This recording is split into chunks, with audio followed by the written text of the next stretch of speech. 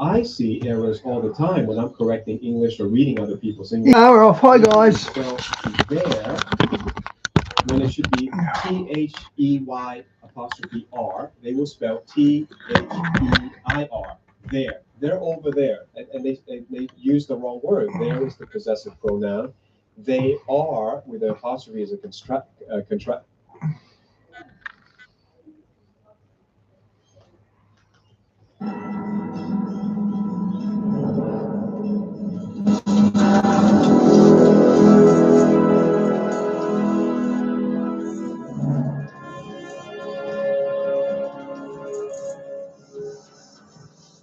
Hey, Discover family, I've got a good friend that we met by divine appointment. I mean, when I tell you come on a tour with me, this is the kind of stuff that happens. We're climbing Mount Sinai. And we Hey, met Di, each good to other see ya. in Saudi Arabia. By the way, a lot of people think they went to Mount Sinai. They just went to a tourist spot. I'm sorry to break it to you. We have here a language expert who was with an archaeological expert. And I think the evidence is mounting, according to Galatians chapter 5, verse 24. Sinai is in not Egypt. Sinai is in Arabia. So it's not in the Egyptian Sinai Peninsula. It is in Saudi. We knew that from Ron Wyatt. He went to Saudi Arabia. We knew that. Arabia, and that's where we met. How have you been? I'm doing good. It is so good to see you, Pastor Steve. It has been a blessing ever since we've had the beautiful miracles of Mount Sinai. Wow, big ones, Di. Mount Sinai, and the covenant that we made at Mount Sinai, which I believe was a result of the storms coming in. And you know, Pastor Steve, when you were talking about you have a message to tell the world about the judgment that's coming, I find it interesting that when you introduced yourself to Dr. Jones and to the rest of us at the table, that the storm actually stirred up at that point in time. Did you notice that? The great storm in Saudi Arabia. So it started at that time and moved its way to Mount Sinai. Wow. And I guess people need to have context. It does not rain that much in Saudi Arabia. So it's an unusual thing. And didn't it snow in Saudi Arabia not long ago? I'm pretty sure it did. How's this? This is an hour old. When that storm came, I was at the Hey, Vaz, good to see you, bro. After our dinner meeting, I was at the Split Rock, and I said, Jesus, from the Split Rock. You know, I do prophetic acts. And the moment I said Jesus, I'm telling you, every guide, every person heard it. It thundered. It, like the sky cracked at that time. Amen. It did. And that, the amount of rain we received in that one day was more rain than they received in 20 Back years at you, in mate. Saudi Arabia. Back at 20 you. years. So that is a miracle. It was a river. We came down from the Split Rock. We take people to the Split Rock, to Mount Sinai, to Elim. These are all biblical places you can prove is in Saudi Arabia. And a river formed. Like we went on the way there was no river. On the way back down, there's a river. Some wild stuff that God does these things to confirm, doesn't he? He does. He confirms his word. He's confirming his word, and he confirms even trips, the trips we take. So I want those who are, sometimes people listen on YouTube for only 10 minutes. That's what YouTube tells us, you know, the algorithm says only 10 minutes. So if you're only going to listen for 10 minutes, I'm telling you, please come and join one of our tours, even when we're not going to Saudi Arabia, which I know a lot of Americans are afraid to go to. Hey, Susan, good to see you. And the purpose is God. It's always God's purpose. God has a plan. And sometimes it's just to meet someone. You know, you will meet someone. So we met Miles Jones, who is, how would you describe it? An expert in Hebrew? So he's a linguist. He's a new languages linguist. And so the team that we were together with, we were experts in Hebrew, Aramaic, or other languages. And of course, his is he's a linguist in general for the newer language. That Tim Cohan, who wrote A Cup of Tea and the Antichrist, he's got a new video up, an update on it, which I'll play tomorrow. So it looks good. But still, we had a team of experts in language that we went to see if there were any inscriptions or was there any evidence at Mount Sinai. The whole purpose of our travel was to look for the evidence of the children of Israel going through Saudi Arabia, Midian, which is what's described in the Bible, was there any evidence at all in Midian of the children of Israel being there? And sure enough, there was. And so, yes, he is a linguist. Yeah. And then how did you learn Hebrew? So I attended and still do attend the Israel Institute of Biblical Studies. I've taken pretty much every Hebrew language course that they had, as well as the higher level of Hebrew languages like Don't do that. The master's type higher education program as far as the Hebrew. And it's the grammar that I'm passionate about, because the miracles is in the grammar. When you do an analysis of the grammar, that's where you're going to find the mysteries. And that's my passion, is looking for the mysteries in the grammar. And so one of the examples is, Pastor Steve, is that when you see the word for praying, you will see it most of the times in the form of what we call as a heat payo, and you have to make this decision. Is this something that's reflexive that you do to or for yourself? Or is it reciprocal, such as a dialogue? And when I went through and I did an analysis all throughout the Old Testament of where that word was used, it's actually showing that it's a direct interaction with God. And so when they're doing a prayer, this is a direct interaction or a dialogue with God.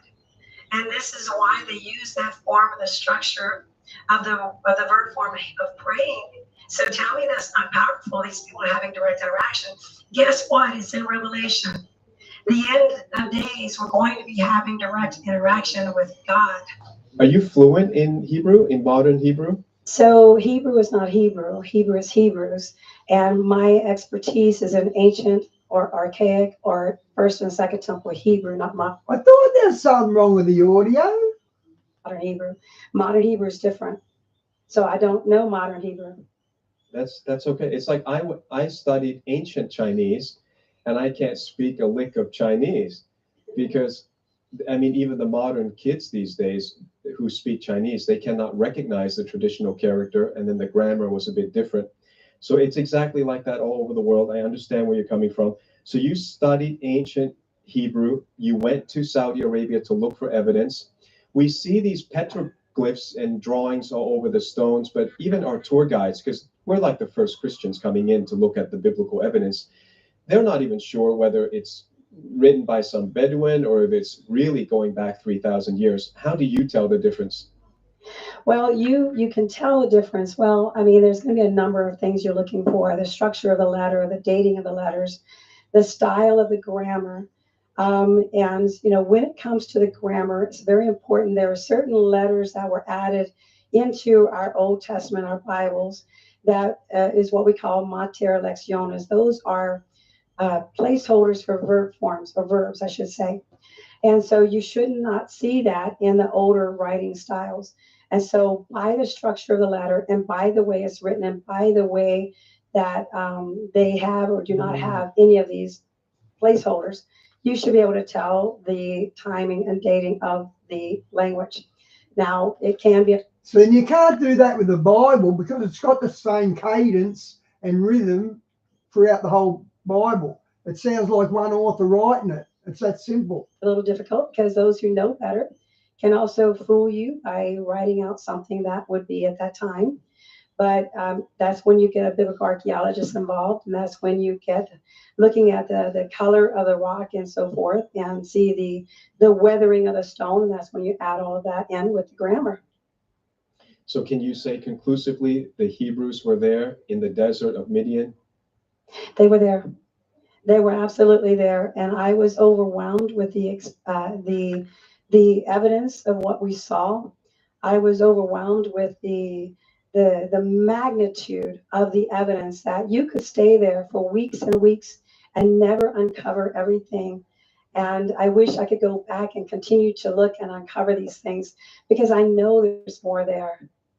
Yeah, we find these petroglyphs. We certainly found, you know, the golden calf altar where Aaron built a golden calf, according to the demands of the Jews who were missing Moses for 40 days, and it's all there at the foot. Good to know he was a bad artist, as I would be. Of Mount Sinai. That's a pretty crappy looking bull. And we keep finding more and more stuff. But then every trip we also find, the authorities may have taken away some stuff, closed some roads. So it's an ongoing situation, as they say, developing news. But we're a part of it. You are a part of this news, and I want to bring to light to our audience how you are involved in translating the book of Revelation from the Hebrew. And I just got off the phone. I was talking to a Hebrew expert. I probably shouldn't say who it is, and he really is a Hebrew expert, and he says, as far as he knows, there's never been found any Hebrew original manuscript for the New Testament. It doesn't exist. So when there's a whole Messianic community out there that's trying to get to the Hebrew roots, and they're really just taking the Hebrew translation, I think, or a modern Hebrew version of the New Testament. You're saying something completely different in your translation. Can you describe it and just in simple layman's term, and then we'll get to coaching? So what we're looking for is the language of the late Second Temple. Now, the interesting thing is you can actually look at the Dead Sea Scrolls and see, say, the Greater Isaiah Scroll. They updated the language in the spelling. They updated the language so that it would be easier for us who are non-Hebrew speakers to say the word out loud. And so we're looking for things like that because there are certain Hebrew scrolls discovered in the Qumran caves and that are definitely, they're carbon-14 dated, and they're definitely written in the 1st century. And so we know without a doubt that this is the language we're looking for, as well as there's been a number of other things that have been discovered that shows the language of the Mishnah. Now, the Mishnah, it was written about that same time, at about 100 time frame AD, and it has the language is spoken well before it's ever written. So we're looking for the combination of those two things. And so when we're looking for that, and we discover that in the Revelation, we want to see that John, who would have spoken that language in Judea, he would have written in that same style. Now it does say in Acts 4:13, John and Peter both were ignorant men. So we may have, if they wrote it themselves, we may have some errors. We may have some spelling errors, some tense errors, and things like that. So we're looking for that for the character of the individual writer. We're looking for the style of writing of that day. Okay, that's pretty detailed. So they can tell who wrote what. That's pretty interesting. Can I pause you on that for a second? Because a lot of people they'll get stuck just on that point.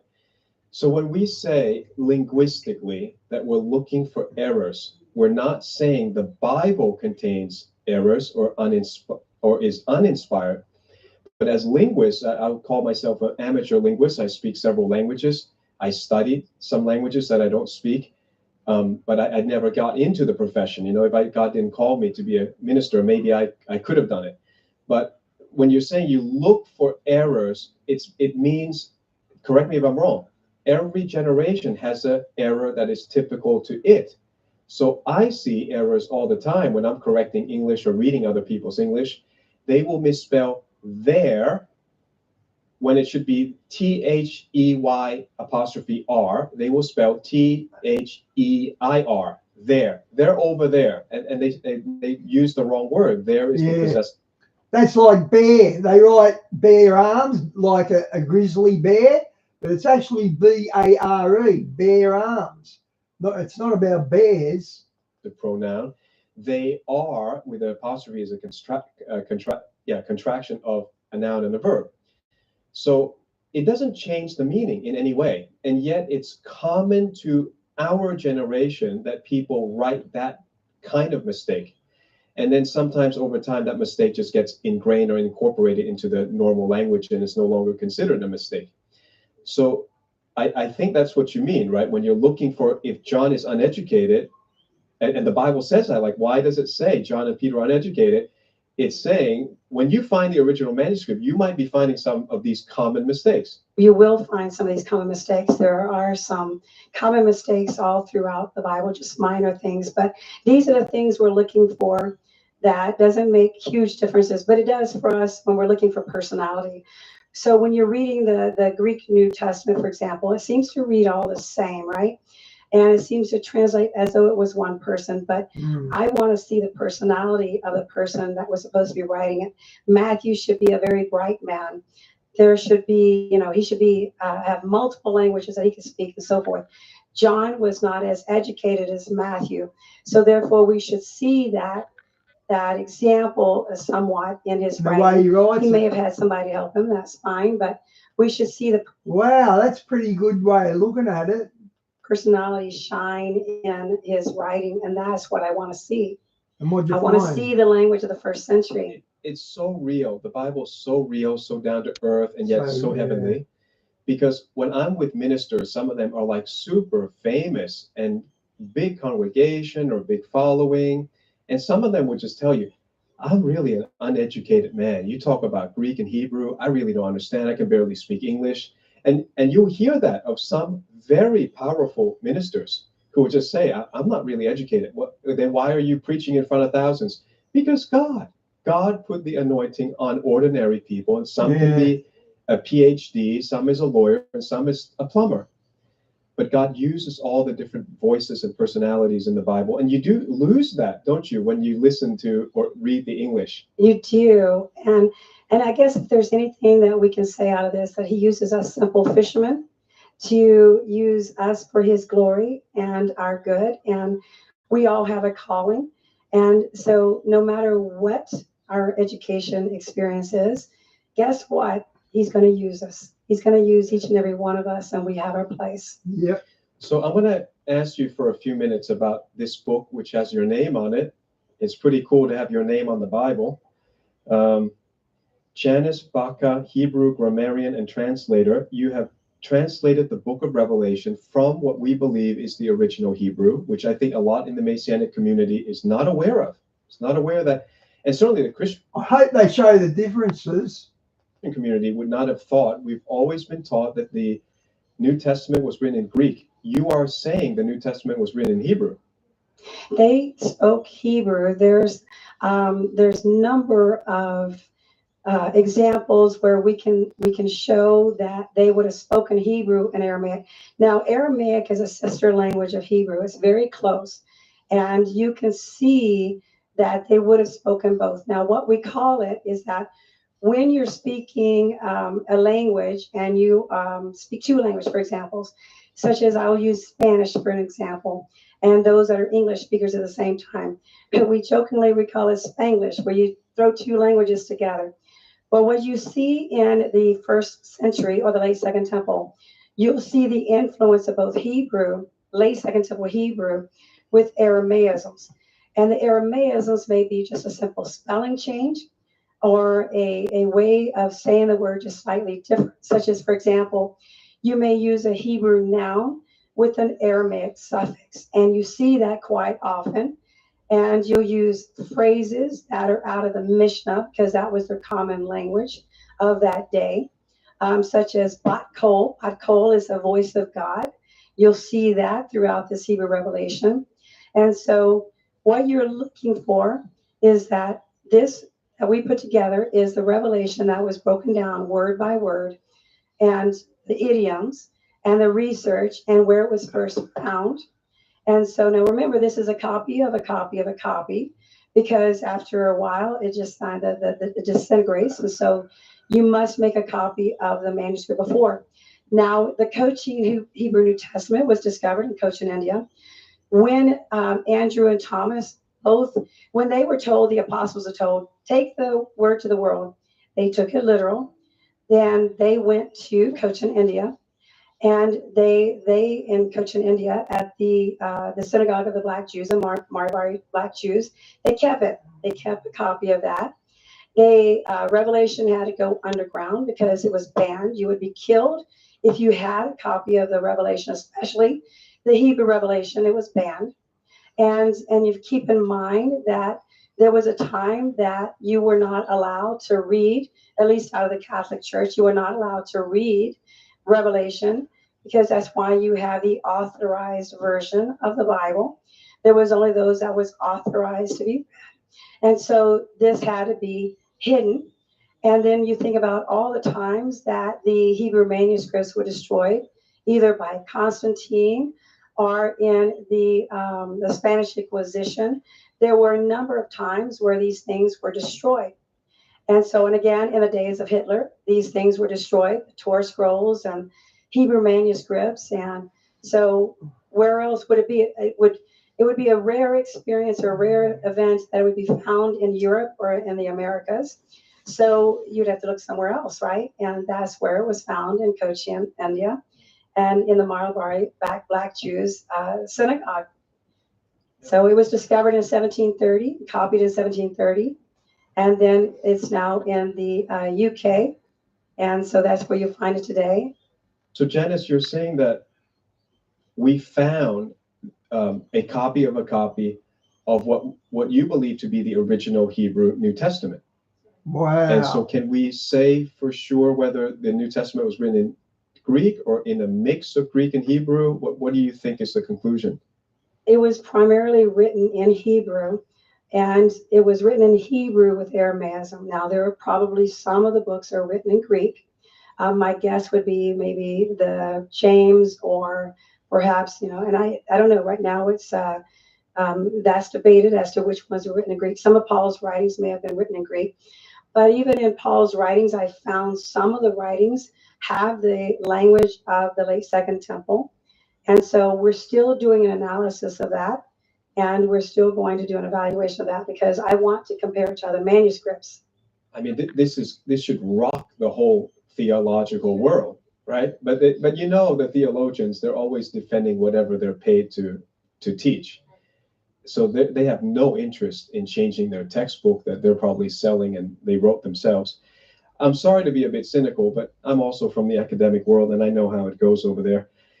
So you found something, and let me give you a scripture from your own translation that becomes clearer. When I read it, it explains why this whole Cochin manuscript came up. Look at what the Bible says when you read the translation. Let's start with Revelation 1, verse 4. It sounds slightly different, but it makes all the difference here. John and the 7 elders in Asia, italics minor is added. John and the 7 elders in Asia, grace, peace to you from he who is and was and will be, and from the 7 spirits that are from his throne. Okay, well, that reads very different from the English that says, now it says in your translation, the scriptures. Which scriptures is this one? So that is the scriptures 2009. You can compare it to the King James, but I use the scriptures because they use more of a literal translation, although they do sometimes change things to what they believe it would have been had they had the Hebrew copy in their hand. All right, let me read from a translation called The Scriptures, 2009. Yohanan, to the 7 assemblies that are in Asia. That's what we always read as Bible teachers. The Aramaic, John, to the 7 churches which are in Asia. But you've come out with something completely different, and it's repeated in Revelation 1, verse 11. The Lord says, then I am the first and the last, and all that you see, write in a scroll and send it to the elders of Asia. All the other translations have said to the 7 assemblies in Asia, or the 7 churches in Asia. You have said there are 7 Asians that receive this. That opens up a whole new world. For me, even just that, right? Why would the Cochin translation be found in India? He said in the book, he says, this is going to be revealed to 7 Asians, right? 7 elders in Asia means 7 Asians. I said, oh, very good. Asia has a part in the end time. In fact, it's the only continent that was specifically mentioned in the end time. So you're going to have stuff going on in China and North Korea and Thailand and Singapore. It's going to happen because it's said. So my question is, who are the 7 elders who are Asian that are going to receive this? Not many. And by the way, 7 is so little. So I just thought even your translation points to Cochin, India, which it does. What else do you see from that? So what else you see from that is that you're looking for other things. In that same verse, it says, I'm the first and the last. And what you're looking for is a direct quote from the Old Testament. And it says 3 times in Isaiah that I am the first and the last. And it's like, and so you can see that he doesn't say, now the Aleph and Tav was something that's in the Greek that they wanted to represent the first and the last. But the direct quote is what we're looking for, because that is what we call a Hebrew marker. And the Hebrew marker will quote out of the Old Testament. And so the Father Yehovah says, I am the first and the last, and I'm the beginning and the end. And from all of that is going to lead to an unveiling of things that would just completely, absolutely be mind-boggling, because once you start connecting that, you start connecting other verses, and then it opens up a world of the scriptures that you've never known before. And I mean, that is just absolutely magnitude of information that's coming out for such a time as this, right? I mean, this is the day that we should see these things. In the end time, the knowledge will increase. They will. Diane, you know who will benefit from AI the most? Oh, not the most. But people like carpenters and plumbers and that aren't involved, that AI can't get involved in. They're probably the safest bets for job security going around at the moment with this AI running amok. On to and fro, they're going to be taking cars and trains and planes and eventually rockets and self-driving cars. It's all now. There's no question. We're living in the end time now. We're living in the book of Revelation right now. 100%. So you're getting this this translation from Cochin. Dr. Miles Jones is working on many more manuscripts. He has a number of manuscripts, right? He has, I think, about 84 manuscripts that he's working on. His team is working on it.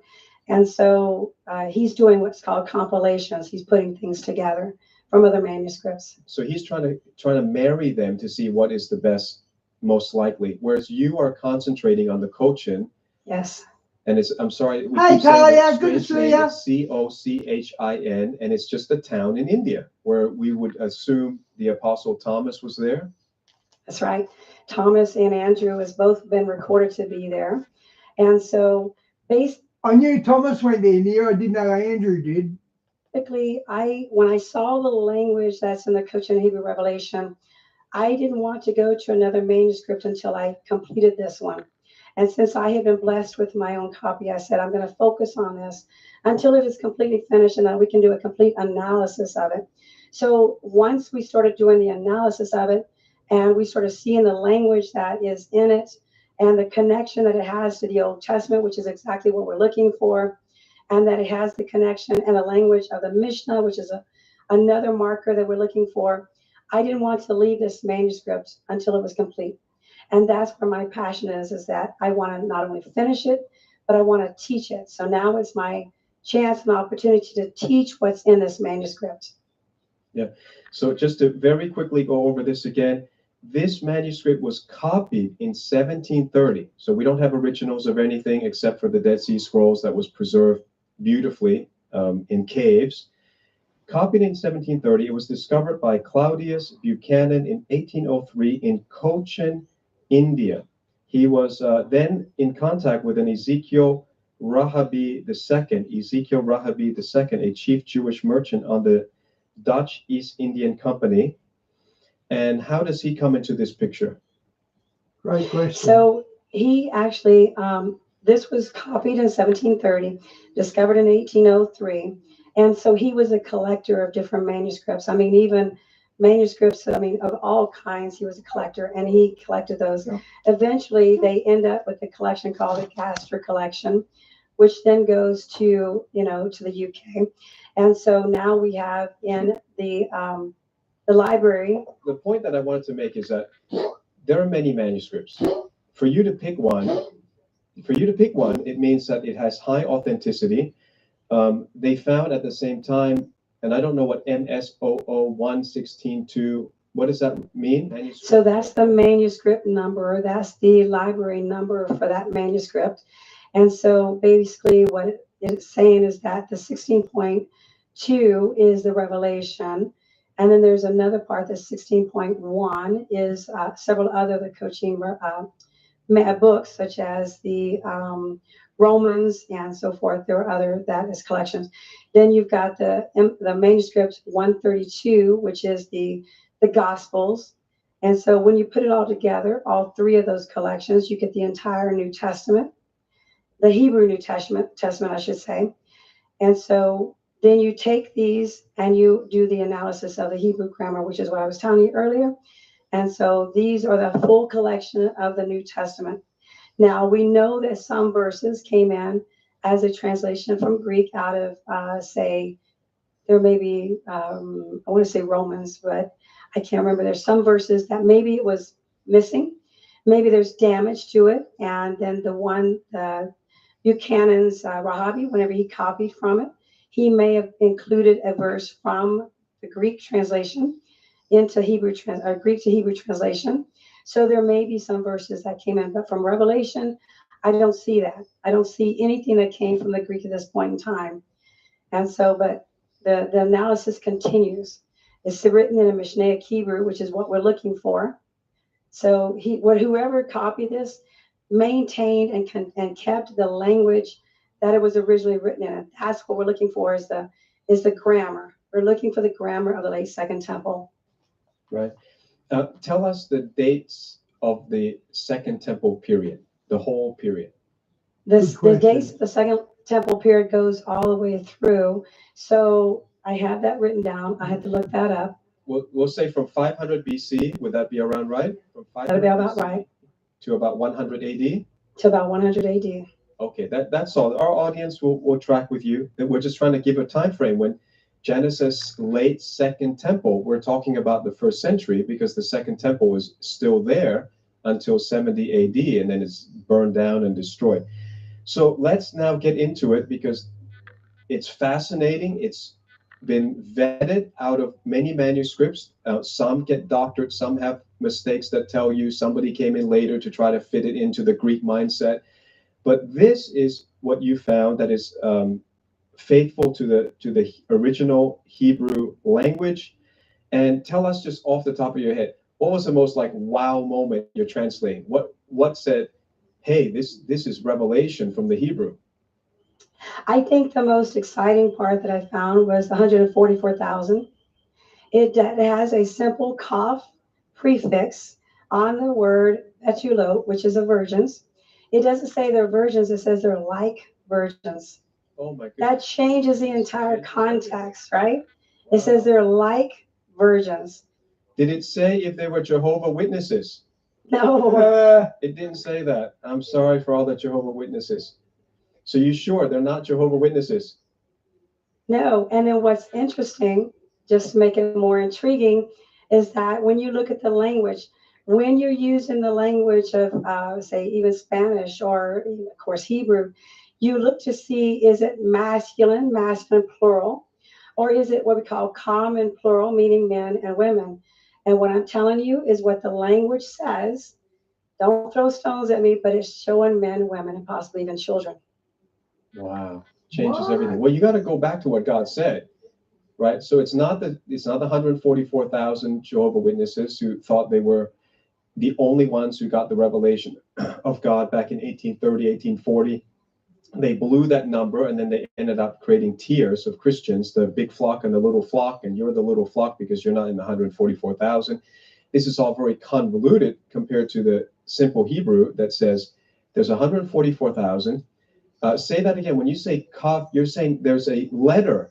There's a one single letter that is a prefix on the word of betulot, which is plural, meaning virgins. That one kaf prefix changes it to say like or as of virgins or virgins. And so that changes it to they're like virgins. And what makes it more exciting is that there's a phrase in Revelation 7, verse 3, that there is a tav placed upon their foreheads. That same phrase, tav al mizchot, is found in Ezekiel 9:4. Now, when you're looking at Ezekiel 9, that hasn't happened yet. That's talking about a future event. And it almost seems to picture the 144,000 being in Jerusalem in Ezekiel 9:4 when they're sealed. So it seems to be that it's connecting back to Ezekiel 4. Now I wonder if we'll see this mark on our forehead whether it's spiritual or physical. I wonder which one it's going to be. Seeing the language connect between Revelation 7 and 14 to Ezekiel 9. So this looks like the same people. So some of you may be wondering where I get a lot of my Hebrew teaching from. And I get it from a lot of reading. I read a lot of stuff, but I want to say and give thanks to Dr. Danny Ben-Gigi. He has been like a rabbi to rabbi, a linguist to other scholars, and he's offered this Hebrew biblical training course to our viewers for a very special price. You can learn both biblical Hebrew and modern Hebrew language for only $79. It's giving you the basics, fun tutorials for all ages. It will work on a computer, smart device, hundreds of hours with interactive tutorials. So have a look at that. We'll put the link in the description below, and it should also be in our Discover shop, discover.org.au. Have a look at it. I think he's put together a really fun course, and I can say I personally learned the Hebrew alphabet from Dr. Danny Ben-Gigi. Prayers for you, Talia. So he's just one of those people who has such a passion for the Hebrew foundation of the Bible, and he believes that we cannot understand and fully appreciate the Bible without some basic knowledge of Hebrew. So he really has compassion for us Gentiles who didn't grow up with Hebrew and presents it in a way that's quite useful and accessible to us. Okay, so take a look at that in our Discover online shop. Okay, so the Tav is the last letter of the alphabet. It has a big deal to my ministry because we're all about signs of the end time. We don't want people to just get shocked by Jesus coming and you're all going to hell because you didn't repent of your sins. I want to give you signs ahead of time. I'll tell you these are the signs. We're coming up to the end. We're coming up to the day of judgment, the day of reckoning. Please get ready. So signs, the word is represented by the Tav, the last letter of the Hebrew alphabet. And it used to be written like a T. So the Tav sounds like a T in our, even in English, the T is still written like a cross. And you're saying the Tav is put, so I would imagine it's like putting a cross.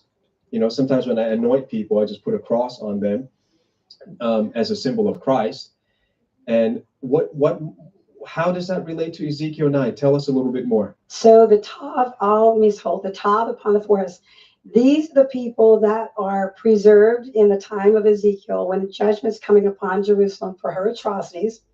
And there was a man that comes out that has the inkhorn on his side. He's what you call a sofer. He's a writer, and he is to inscribe and put the Tav upon the foreheads of those that are crying and weeping in Jerusalem because of the atrocities that's going on in Jerusalem. When you look at Ezekiel 9, you do not see gender. When it says those or they, it's either masculine plural or common plural, so it probably could be men, women, and children. So then you bring that back into Revelation. Now you connect the two phrases which match exactly. That Ezekiel 9 has not happened yet, but yet we see it again in Revelation 7 and 14. And so now you have the Tav. Now what's exciting about the Tav is that the Tav not only means mark or sign, but it also means music. Isn't that interesting? It means music because these are the people that are going to be singing God music. And I did a teaching. I was a visitor on At the Way Remnant, and I did a teaching on the miracle singing of God. And that teaching is called Spiritual Warfare. And I taught that this is actually the power of God in the music. That this is actually the power of God is in the music, is in Revelation. Yeah. That's a whole nother story. And that is a miraculous, another powerful gift that is given, that is also given, it was given to King David, right? I want to say something prophetically to people listening right now, because some of you are praying for justice. You're waiting for justice. You're waiting for a breakthrough. You're waiting for healing. And the power of God is in your lips if you would worship. The power is in the worship. Amen. When you break forth into worship, like the 144,000 will, and all of us and the 12 and 24 elders will, there is power release. So the ministry and the gift of worship is the secret to your breakthrough. Do not just pray and pray and pray and forget praise. Get on your knees and begin to worship. If you don't know how to sing, I don't consider myself a great singer. I put on somebody who can sing. Put somebody on, or go to church where somebody can sing, and you sing with them, and there's power released for your breakthrough through worship. Yeah. And that's being shown even in the revelation of the Hebrew translation. That's what you're saying. With the tav has to do with music. The tav has to do, so when you see it now, it really does mean mark or sign. So don't get me wrong, but it also means music, right? So you can find this in the dictionary, the Hebrew dictionary. Now, the tav is given to the 144,000. Now, there's three groups of people that sing in the Revelation: the 24 elders, the 144,000, and those who overcome the dragon and the beast. And they sing the song of Moses. And it's not just a song, it's a miracle song. It's called Zamar in the Hebrew.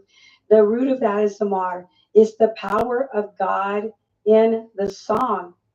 That's the same kind of gift that was given to King David. And I have proven this over and over. And it's a lot of the teachings that I've done. I do teachings on Project Truth Ministries as well as at the Way Remnant over and over. This is a unique gift. So what do? You praise, you worship. And the power of God fills your mouth, right? This is what we need to do. And the whole book of Psalm is written to remind Christians of that. And it's the book that we don't want to sing because it's full of justice and deliverance and vengeance on the enemy and freedom for the believers. And we can't handle this because we have no theology of it. That's why God says all the way at the book of Revelation, we have to get a grasp again of the true purpose of what. I don't like Middle Eastern music. Jewish or not, I just don't like their music. Worship, it goes back to Psalms goes back to David, it goes back to justice. And if you look at the Song of Moses, he's singing about justice the whole time. It's more about justice than anything else. He says, my God is a rock, his ways are perfect, all his ways are justice. Singing about justice. Name me a song that sings about justice today in any modern church. No, and you know what's funny is about 40% of the Psalms is, they labeled it all Psalms, right? The Tehillim, they just labeled it all Psalms. Now 40% begin with one verse that says that this is a mizmor of David or Levites, or it says a mizmor. The root of that word is zamar. That zamar is the power of God's song. And so 40% of those are, this is a song that was created for the miracle singers. So King David knew the gift of the miracle singing since he was a miracle singer himself. And so when you see, hey, to the conductor, we're about to sing a mizmor, guys, get ready because this is about to be a miracle song. So brace yourself. The power of God is about to come through the song. That's what it's saying in the Hebrew. You're using two words there, so spell it out for our audience, mizmor and zamar. Mizmor is M-I-Z-M-O-R. And so mizmor is just the noun form saying it's a song. Wow. Zamar is the root of that, right? And so that's the power of God in the song. Zamar means power of God. In the song. In a song. It's specifically about music and it's about might. And so I did a whole teaching of this at the Way Remnant, and it's absolutely. Diane, isn't the DHS, aren't they behind the FEMA camps? The home, yeah, I'm pretty sure they're behind the FEMA camps. Mind blowing. And so the power of God in the song, and it means hi, music Tara, and welcome back. Dancing. So this is like type of war songs. It's the song that when you sing it, that the power of God comes upon you. And when the power of God comes upon you, guess what? Demons can't stand, right? They have to flee. They have to flee. And so this is what happened with King David. And this is what's going to happen with the people in the end of days. Hey, our days. In the end of days, those who overcome the dragon and the beast. We're going to be singing these Power of God songs. Yeah. But I don't know what the Way Remnant is. So I guess that's a conference going on in Texas? No, it's actually a YouTube channel. I visit them, and I also go on the Project Truth Ministries YouTube channel, and I do teachings on both of those channels. And this is where you'll see the bulk of my teachings is on those channels. And I dig really deep into it. And I think the spiritual warfare of the singing is the one that's the most mind-blowing to people, and they really, really latched onto this, and it's got to be pretty exciting stuff. So worship is huge. Worship is huge. That's awesome. Yeah. So if you combine that with prophecy, end time, justice, and worship, I think once the church gets that, we're ready to go home. Jesus is ready to come back and rule a people prepared for his kingdom. Can we do a lightning round? I haven't read all of the book, but what I've read, I've got a few questions, and you can skip it, or you can say I have something to say about it. But I like that in Revelation 3, verse 12, you said, whoever prevails, I will write on him the name of my Eloah. So I thought that usually the word for God is Elohim, the plural, referring to the Trinity. But here you got the singular. Anything that we should take note of for that? So this is the mysteries. You're going to see this all throughout the Old Testament. When he uses a singular form, when he uses the plural form, it's a mystery. And this is where there's not really a lot of explanation in the grammar. And so I don't think I can find one for this one as well. And why he goes from plural to singular, I don't have that answer. But I do find that he does this, and it's all throughout the Old Testament as well, like that. And you don't see it in the English. You completely miss that. So he is one, and he's Trinity, and he has every right to use both whenever he wants. He's singular and he's plural. So we're going to find mysteries in the Bible. I completely accept that. I love this one. In Revelation 2, verse 7, it says, whoever has ears hears what the Spirit says to the congregation. Whoever prevails will eat from the tree of... Diane, I don't know. I'm not recognizing these names either, but they got a blue wrench, so I don't know. Life, which is in the Garden of Eden. And you show that the Hebrew does not say the tree of life. It says life is plural, which you won't get in Greek. I don't think there's well, maybe you can, I don't know, but it's Zoe in Greek. So, but it's plural. So why didn't you translate it for us, tree of lives? There's clearly more than one life. I mean, clearly more than one life. So there's tree of lives. There's more than one life. What does that mean? There's so much there that, you could dig into this. Okay, so maybe interdimensional lives, maybe lives past, present, future. But that's very interesting that we get from the Hebrew. Revelation 2:2, we get this revelation. In all the other scriptures, okay, I'll do that. Your Thanks. endurance that you're not able to bear the evil ones, but have tried those who say they are emissaries and are not, and have found them false. Okay, but your Hebrew translation says, yeah, I know your works and hopes. Yeah. You are not able to tolerate the wicked. You are testing those who say they are prophets and finding they are liars. That's very different. I know your works and hopes. Wouldn't the word hope be very clear in... It is very clear. There's no ifs, ands, or buts. The tikva is hope. So there's nothing confusing or gray about that. In the Aramaic, they translated it as, I know thy works and thy toil and thy patience. It's much more sad sounding than I know your works and your hopes. So this is the Murdoch Aramaic. And so what I'm doing on the Project Truth Ministries is that I'm doing a reading with Brian Williams, and we're going through chapter by chapter of the Revelation, breaking down the Hebrew, going through the history. And we're finding that the Murdoch Aramaic, which is right here in this Revelation, in this book, that the Murdoch Aramaic appears to be a translation from the Greek, as well as the Crawford Aramaic also appears to be a translation from the Greek. So the only one that stands alone at this point in time is the Koine Hebrew Revelation, the Scroll of Mysteries. It's the only one that stands alone. And I should mention that it isn't called Revelation for that reason. It's called Mysteries, because the first words that are in there, it says, these are the mysteries, the Hasadot, which can be mysteries, secrets or secret councils.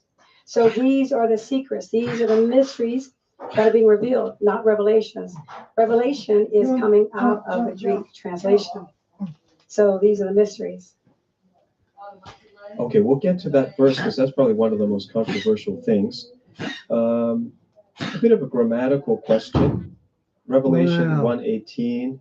See, I was dead and now I live. I am eternal and I have the keys of death and Gehinnom, which is hell for Hebrew, in Hebrew. You said that there is a sereh vowel marking under the aleph of the first word, which emphasizes the imperative. The insertion of the nikud sereh in verse 18 distinguishes the verb from the past tense to the imperative. All right. What did you see? What did this marking, and what is a nikud sereh? So the Nikud is what we call the diacritic marks. Those were actually added. Those were created. Now Hebrew has vowel sounds, but Hebrew does not have vowel letters, right? So there was the Masoretes created the Nikud or the diacritic marks to show the vowel sounds according to the traditions that they carried for generations, right? So they carried these Nikud and they put marks where the sounds were according to a grammar set of rules. And these were added later. Now, when the disciples were writing these, there would not be the Nikud. There would be no vowel markings at all. So this was added later. And somebody felt like this was a tradition that was passed along. And they added those marks to say, this is how it sounds because this is an imperative, not a future tense. This is just an imperative. You do this now. And so that's when rarely you see this in this revelation, but that means somebody came along later and added that in there. And it's for emphasis. It is for emphasis. That is correct. And it's telling them to do this thing. This is an order. This is a command. This is a directive to do this thing. See, or behold, see, I was dead and now I live. Well, if everybody just obeyed that commandment, see, I was dead and I'm the only one who rose again from the dead. That's the one to follow. Very simple, really, isn't it? At the end of it, when life seems complicated, see, I was dead and now I live. See, there's nobody else who can say that. Nobody. Only Jesus, only Yeshua. We covered about the fact that the letters were sent to the elders of Asia, not to churches, but to seven Asians. I really wonder, there would have been 7 historical Asians, but now futuristically, there must be 7 ethnic Asians today that are going to lead the charge in teaching the end time or receiving the revelation. But then it also said that he was with these 7 elders that are in Asia at some point, didn't he? He said in verse 1 of chapter 1, John and the 7. Guys, I might switch this to Tony or something, get some updates. Because we've got Mike from around the world coming on later. Hopefully.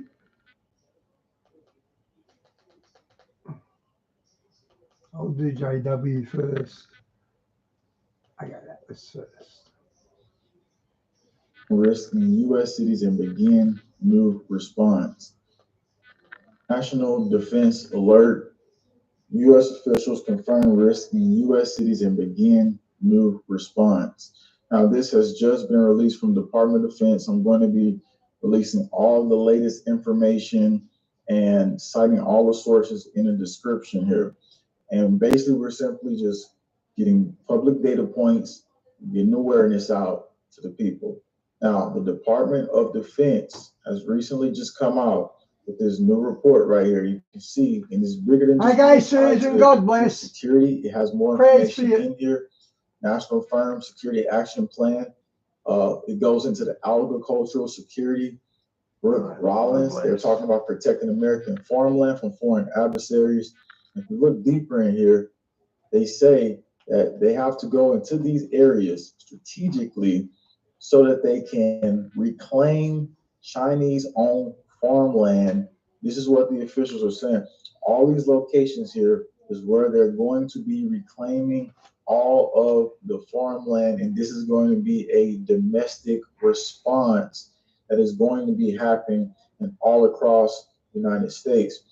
Now, the interesting part that we need to talk about here, if we look at the National Guard's official website, nationalguard.mil, You gotta compensate him and be trouble boy. At the end of the day, I know I'm better than them.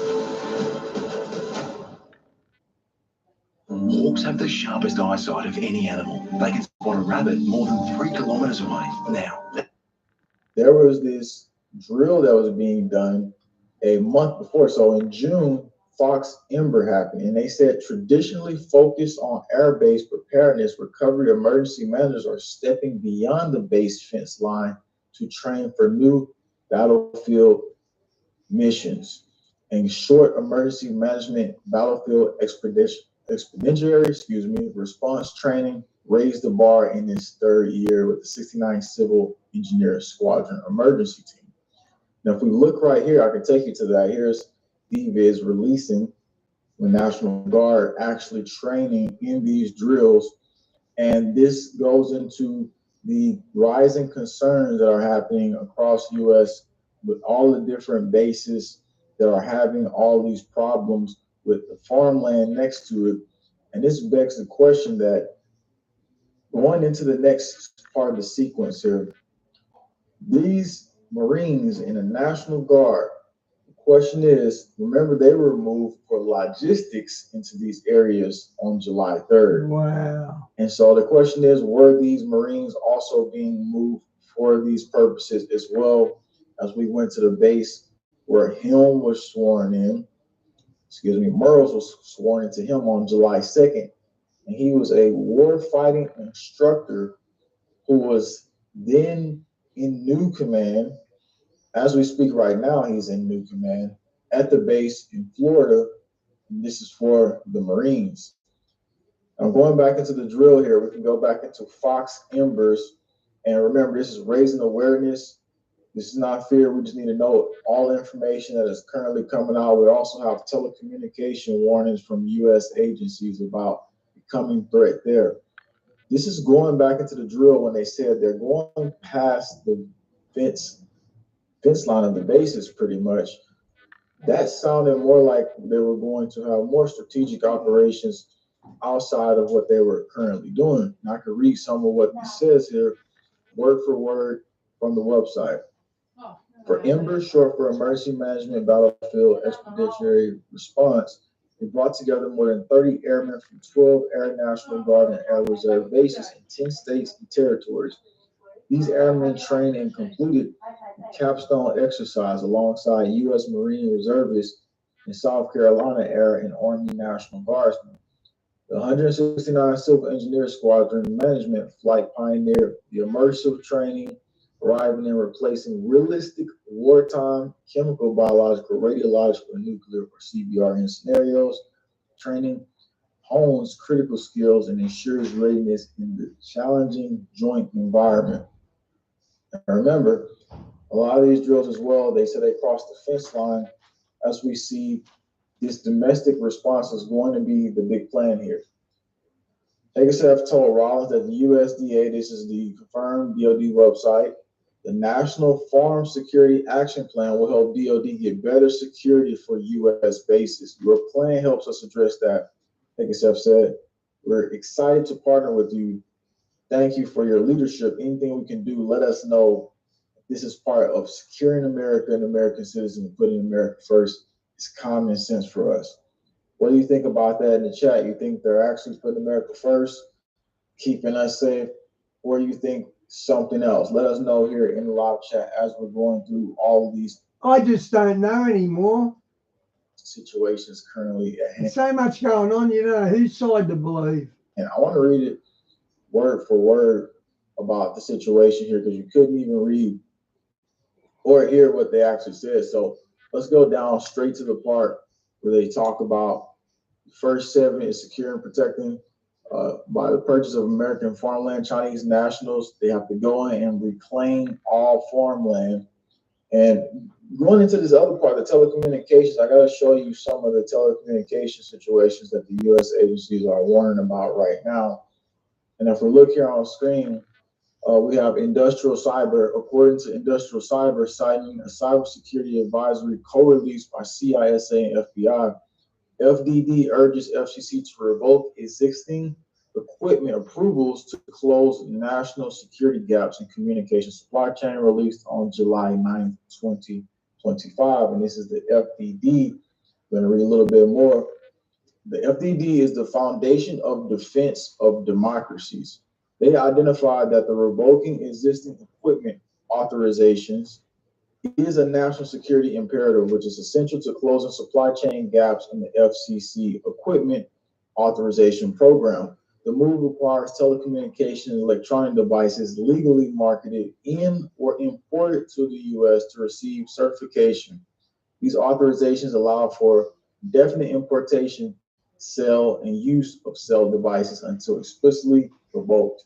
So we're talking telecommunications all across different regions of the United States. We're going to be looking a little bit deeper into all this and getting more insight. Now, what is the situation at hand and why was this warning put out?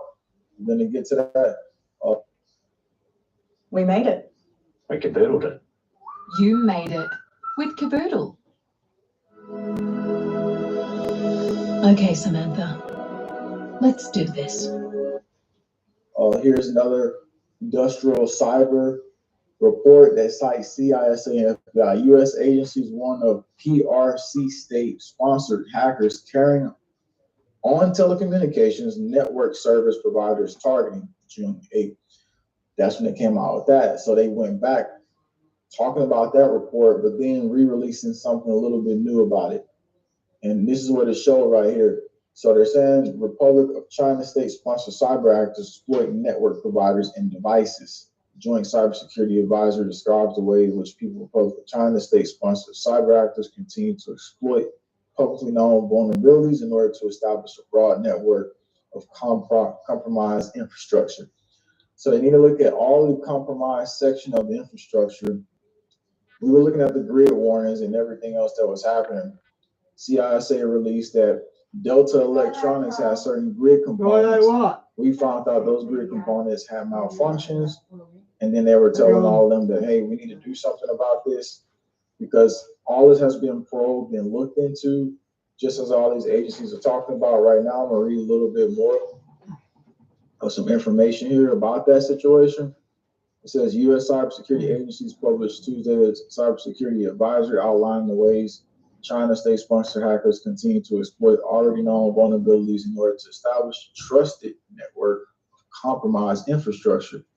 The advisory identified that PRC state-sponsored hackers frequently utilize open source tools for reconnaissance and vulnerability scanning, and use the network to exploit various targets worldwide, including public and private sector organizations. The notice details targeting compromise of major telecommunication companies and network service providers. So it says this builds on a previous NSA, CISA, and FBI reporting to inform federal, state, and local territorial governmental critical infrastructure. So this has been something right now that over the next days and weeks, this is going to be the growing concerns. And this is something that we've been looking into. This is something over time. We set up all the different dates of everything right now. July 2nd, we had the warfighting instructor put in for logistics. And again, when you change command, it is for wartime operations or peace. And this time it looks like it's going to be opposite. What do you think? July 3rd, Marines deployed, plus National Guard. And then we get July 8th, Chinese farmland, DOD confirmed that they're going to go in and reclaim that. So this is going to be some of the larger things that are going to be transpiring across the United States. If you're here right now, give us a thumbs up while we're live. We cited all the sources, giving you all the information. .gov, .mil, we got all this in there. Somebody says they are preparing for something. Yes, they definitely are. Here's another thing right here. I want to pull up. while we're already at everything, we have the CISA as well. I didn't show you this, but I'm going to show you it now. They were just doing this the other day. You can see CISA.gov, confirm Twitter account. We're committed to public. Diane, I don't know how, but I knew that Superman movie was going to be a dud.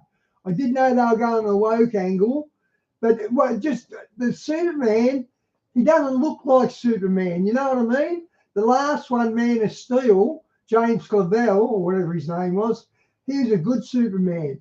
But if they've gone woke, this will fail really bad.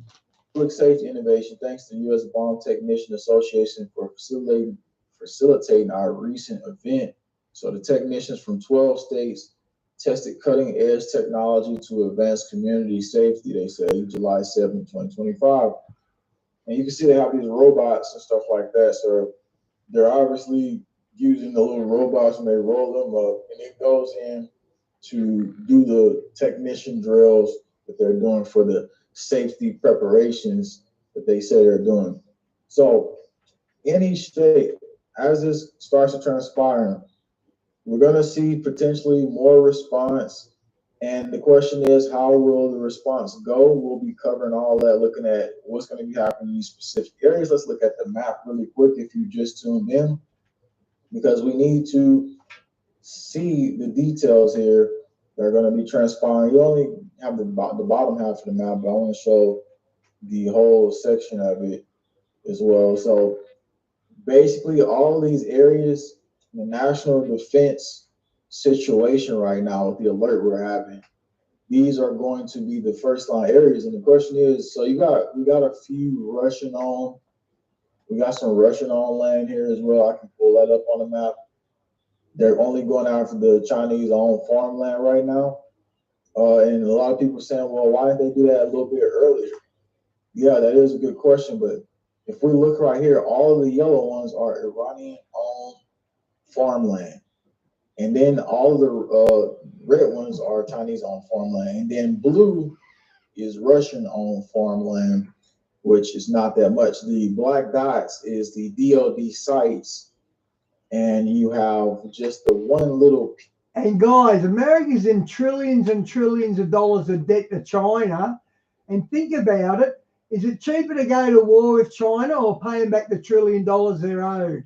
I reckon knowing America and this farmland they're doing here, they'll go to war over this. Pink ones are. And I'd protect my country like that if I was in that position too.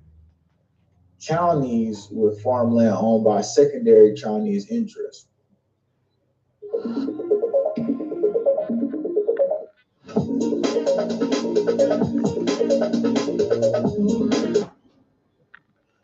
And so the major concern here is that why would they even allow this to happen? What took? Talia, you know the selling point for that Snow White that just failed because it went super woke? It said 7 dwarfs help a woman find herself to become the leader she knows she can be. That was the selling point. So nothing about Prince Charming. She just wants to be a girl she can be. So long. And why are they responding now? These are the rising concerns from everybody in the channel here. And then the bigger question is, over the next course of weeks, how is this actually going to turn out? What are we going to be seeing? We're going to get all the official information, and we're going to cite up all those sources to get that for you. And then we're going to connect the dots so we can publicly see this. But I need you to do a favor. If you can share this report out, that's one way we get it further and wider. And some people saying Bill Gates owns a lot of farms as well. Yes, he does. He owns a bunch of them. But is that declared a national defense alert? I don't think so, because Bill Gates is actually somebody who's in America and he's on this farmland. And as far as we speak right now, that's not an objective for them. So moving forward past that situation, the whole multi-domain situation with the expanded operations that we're having being conducted are simulated crises that mirror real-time domestic and foreign emergencies. And this is what the new preparation in the military is popular. This is why I like JW. He gets into the politics of it. He's probably the best at it. Has been. We can see a lot of this starting to become And over the last course of weeks, we've seen a lot more drills start to ramp up. But again, like we said, awareness is the key to being prepared. And how do you do that? You stay here, you stick around, you get more information, and we got some more information coming in each day about this. We've already got some more stuff right now as we speak. Hit that like button if you can. And in the live chat, again, we do this, and the way we survive, this is grassroots movement, is through you. There's nobody else funding us, nobody else supporting us. So if you really support the mission, you want to see us keep going uncensored, the donation link is in the chat right now to help out JWTV through this process. All the hours that goes into this, it's incredibly amazing, and you don't even know how many hours I put into this daily. And we love you for it, mate.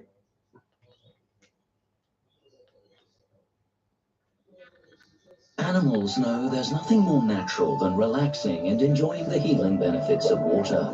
Spa World has everything we humans need to do the same, from swim spas to spas and saunas to shade. Visit your Spa World showroom for our latest sales. I got real life insurance to protect us financially. You can choose up to $2 million cover. Click to request a quote now.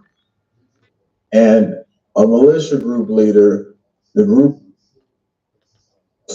looked to be under attack.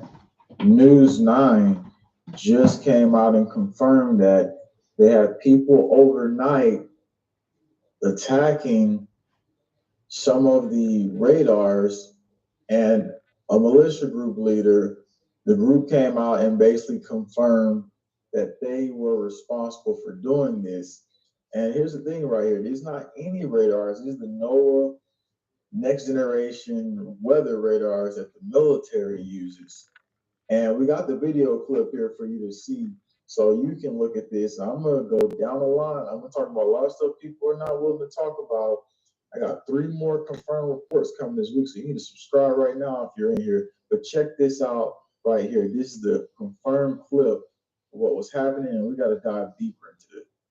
Well, a deliberate act of vandalism. It's caught on camera. It actually put one of News 9's most important weather safety tools temporarily out of service. I want to show you the video. The security camera footage shows this man, look, climbing over the fence right here, breaking into News 9's weather radar site. This was 9:30 Sunday evening. The man smashes the power supply to our next gen live radar. He also destroyed security cameras, but not before, there you see it, a good shot of his face. Do you know this guy? If you recognize him, please contact Oklahoma City Police, the Crime Stoppers, the number 235. All right, so before we go any further here, do you even believe that these are being attacked, or you believe that there is something else behind this? I want to know what you think. Let me know in the chat, because we're about to move further into this and give you a deeper analysis of what's going on here. So in Oklahoma, I don't think it was an organized attack, because he didn't look like he was smart, the guy who was on camera. He looked like a bit of a dope. These are the NOAA operation centers where the radars are at, and we've reported on weather data where we've seen different things, frequencies on the map and the radars. Somebody says something else in the chat, but we want to go further into this. Did this leader actually come out and claim anything about this? So let's go a little bit deeper into the News 9 clip, and then we've seen that he did get a house visit. And we're going to show you all that coming up. But first, we need to see if he did claim anything. News 9, its founder, Michael Lewis Arthur Meyer, admitted they were targeting Oklahoma weather radars, referring to them as weather weapons. When the military plays God with the weather, they're mocking our Heavenly Father. Myers claims there are no laws that can prevent them from destroying the radars and describes the methodical process. Destroying the backup power supply, the cooling unit, the control panels, those items need to be reordered, reinstalled, and they're going to cost a whole lot of money, and at the same time, Flex's group is watching Oklahoma radars closely. We have these towers under observation. We run multiple drills against them. We've seen the security increases that they're already making to protect them.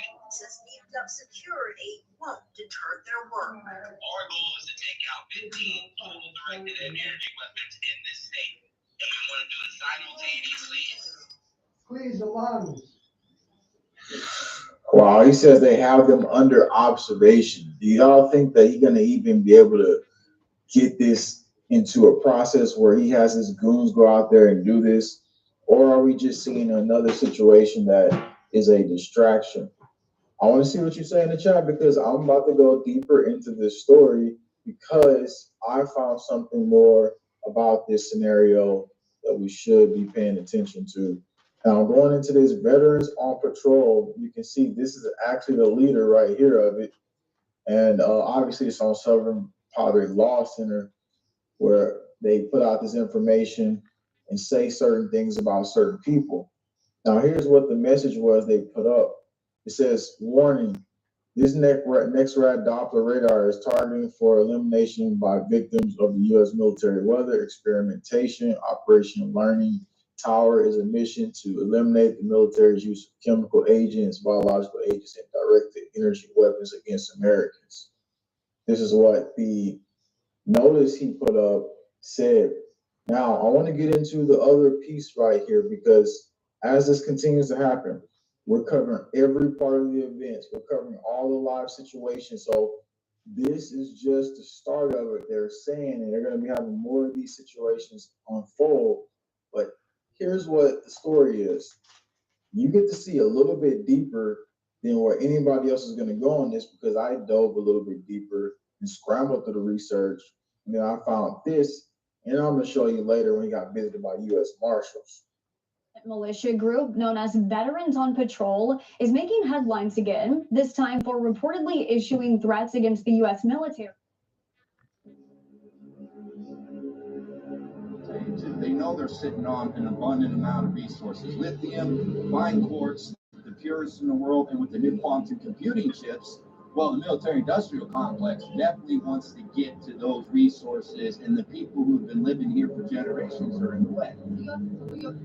This was a direct act of war by the United States military to do a land grab.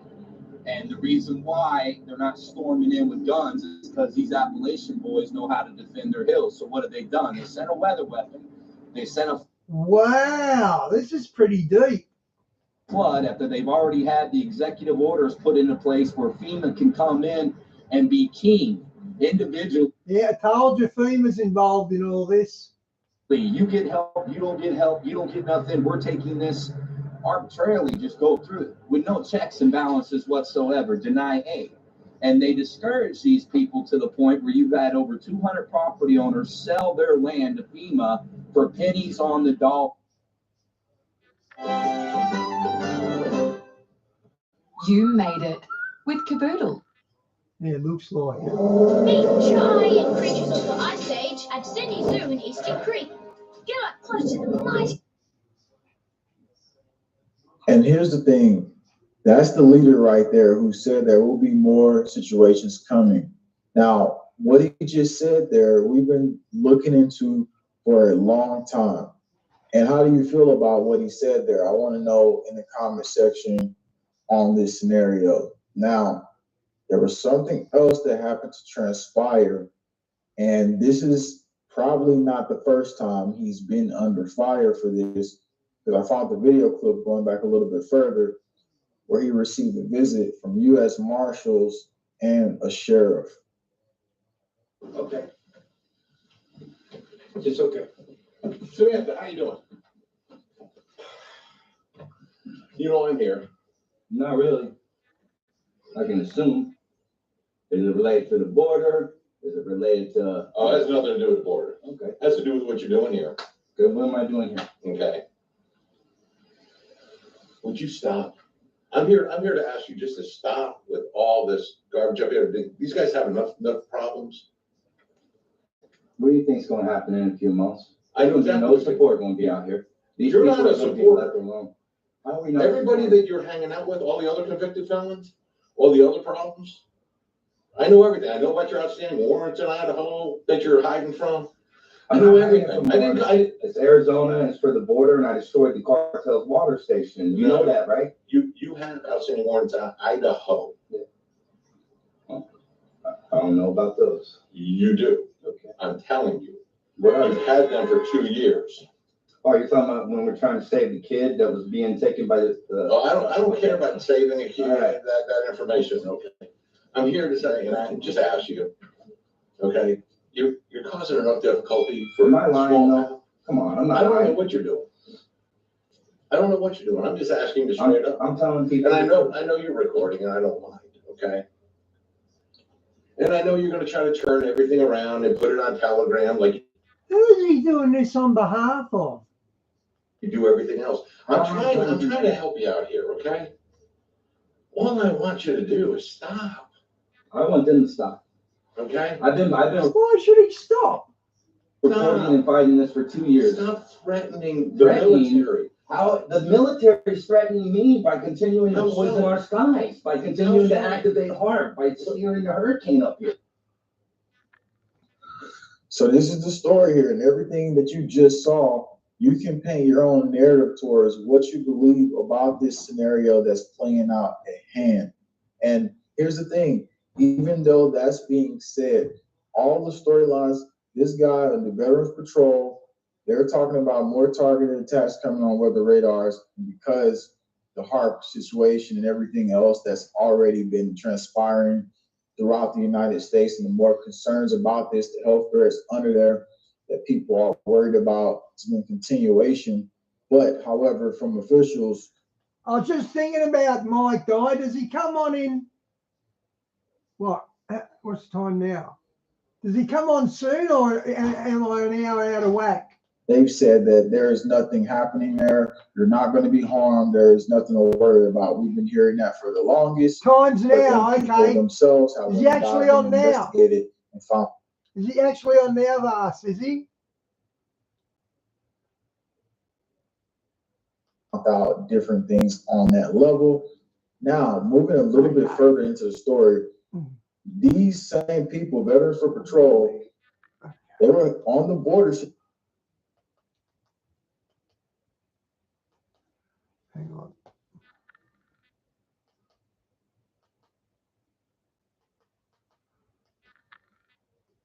Salt flares. They'll drop salt flares in the air. And the salt.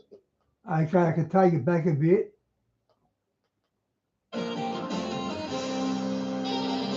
Are you serious? Oh, I'll take it back a bit. I missed the song, guys. That's what Diane said to me.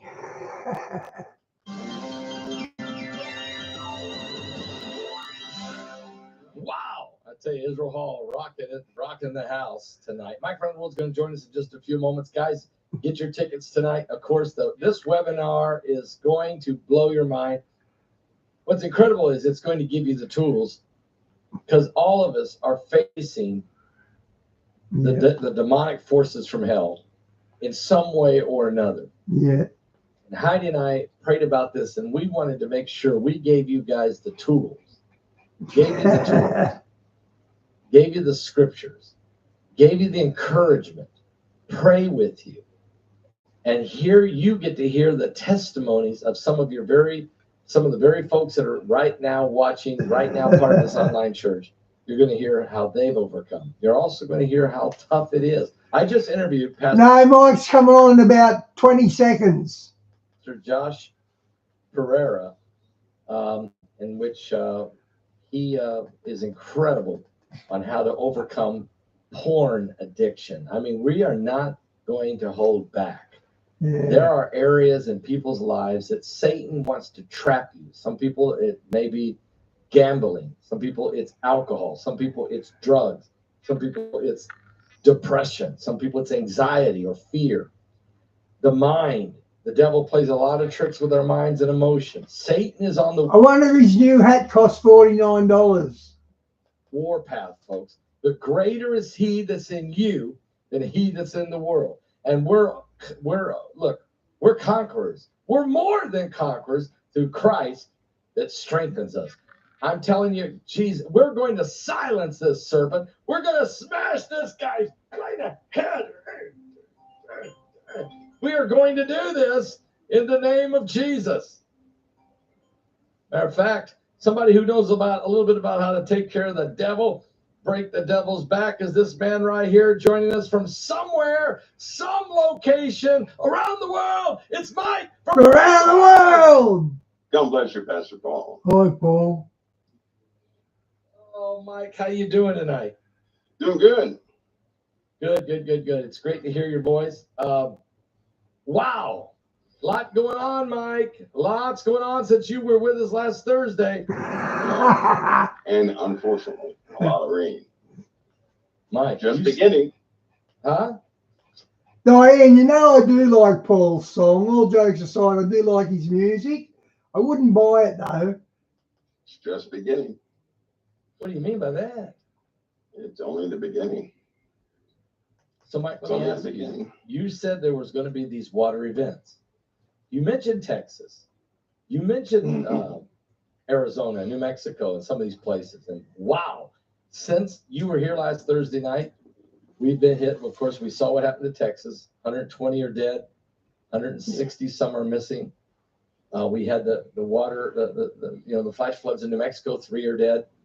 We've had Massachusetts, Washington, D.C., Philadelphia, West Virginia, North Carolina, all of it happening right now, all these water events. Is there a pattern here? Are we in some kind of weather pattern or something else?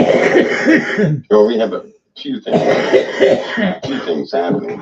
It's just beginning. It'll continue to increase, sadly.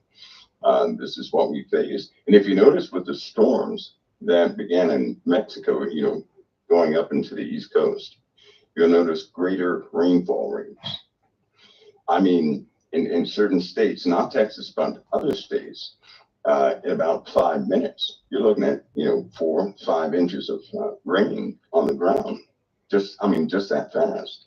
So even before Texas, a week and a half before Texas, I think I was talking about it. Actually, I wrote some letters because we need some modifications to some of the cellular systems to really take over a person's phone to ensure they have that alert. Most people get alerts, they just skip through them, right? And that's going to cost lives. So they're going to have to take advantage of multiple systems to make sure that people can be duly warned. But about a week and a half ago, and a week and a half before that, rainfall was outrageous. 10 inches. It rained 10 inches in about, I believe it was probably about 15 minutes in certain parts of the U.S. And so this trend is just beginning. It's only beginning. Now, Mike, I don't want to get into the conspiracy theories. I know there's been conversation about, there is a company in Texas called Rainmaker, and they admitted they did some seeding in the clouds on July 2nd. It even rained some blue rain. But I don't think, you tell me, did they put too much in the clouds, or this has nothing to do with that? Well, cloud seeding is when you put, you put silver iodine. In this case, they have salt flares. They call them salt flares. They'll drop salt flares in the air. And the salt, once the salt is in the atmosphere, you have a CCN effect, or condensation nuclei. Cloud condensation nuclei begins to form and increase. So they actually increase cloud coverage, right? Yes. Dropping hygroscopic salts into the atmosphere is what they're doing. Only for Paul, only for Mike, Diane, you know that. We don't follow Paul because he goes on about money too much. But Mike does hit the nail on the head sometimes, a lot of times. Absorbs moisture from surrounding air. So they get a process going, or they can increase a process, but only about 9%. Okay. You can drop a lot of that stuff, and it's only going to increase rainfall about 9%. Right. So if they did this and it was July 2nd and it did rain a little bit on July 2nd, that wouldn't have been what caused. That would not account for that one. I've seen most companies do this. and they come up with some pretty clever types of hygroscopic salt combinations, calcium nitrates and magnesium chlorides, stuff like desicant that's used in pharmaceutical preservations and building materials, stuff that power plants use. They use all that to absorb moisture, and it only increases rain about 9%. That's it, about 9%. So, but we have a few processes happening on the globe, and that's where this rain is coming from. And it can be understood. It's actually quite easy to understand, right? This year, the ocean temperatures have smashed the record. Yeah, that's true, Diane. If we're even listening, we're too busy chatting. Of 2024. 2024 has seen the hottest water temperatures on record. The water is heating up from the bottom up, and it's causing, we had this conversation before about the salt in the water, right? The salt, all this stuff is being pushed to the surface. So you're looking at heating from the ground up is going to cause turbulence in certain current flows, and they're going to start to alter, right? But the heating of the oceans is the key point. The heating of the oceans right now is the key point. Yes, it's melting the ice. 100 billion tons of ice was accumulated in the Arctic, but they also lost twice as much ice on the eastern side of the Arctic, right? So you had the western side building up an ice, and the eastern side is losing ice, and there are 3 heat plumes below the Arctic. So that ice melting from the bottom up is going to cause some bigger problems. But think of it this way: cloud seeding. The ocean, right, as the waves come up on the shores, and the waves are going all over the place, and the magma, this volcanism, and the ocean floor is heating up, pushing all these salts up, and you have this mega melting of some of the Arctic ice. You're going to have a higher salt content in the oceans. That higher salt content will contribute to cloud condensation nuclei, right?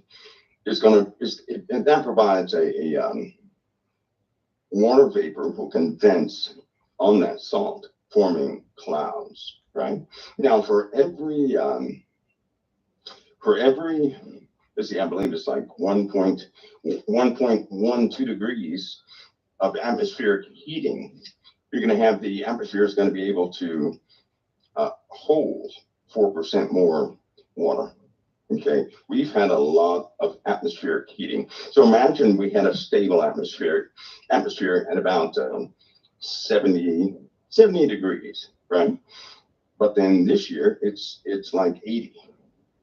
It's a big increase in water. And when you're talking about tonnage, oh man, that's flooding all over the place, right? That's like because sometimes you have those 10-degree variants, right? So that's a lot. That's a lot. 10 degrees at 4% per degree. That's quite a bit. And that increases from there. But that volume of water is falling right back to the ground. So the clouds can hold more moisture the warmer it gets. I see. Okay. And with all that rain, when that happens, it blocks all that hot air into the atmospheres, and the volcanoes just continue. Yeah, I'm not keen on Steve Quayle. He copyrights every single thing he does. And he does. To heat things up. For being heated up from the inside and the outside, right? More the inside than the outside. It's causing a snowball effect. And then you have a earth tilt issue. We also have, the ice melt is going to be the big thing. But the floods, all these floods are bound to precede another event, which I call the water event. Now, BP Earthwatch is also saying that the Earth's tilt is a major issue, which I'm wondering if the Earth's tilt, does that affect the cracks in the ocean for volcanism? I mean, because you're shifting. I mean, something. It will affect it. Well, when you have a gravitational pull, anything that tilts is going to cause a strain on the crust. So yes, it will affect quite a few things on the interior of the Earth, right? It's going to shift things around a bit, and even that will increase. Then it becomes like this snowball effect. The more shifting we have in the plate tectonics, the more we're going to tilt just by sheer inertia. Yeah. And then you have these external gravitational pulls, these anomalies that are happening out, way out there in space. And so we have all this happening at one time, but this rain is about to increase twice as much as it is now. Wow. Right? Wow. They need a warning system. That's what's going to cause major damage. I'll tell you this, the water event is this.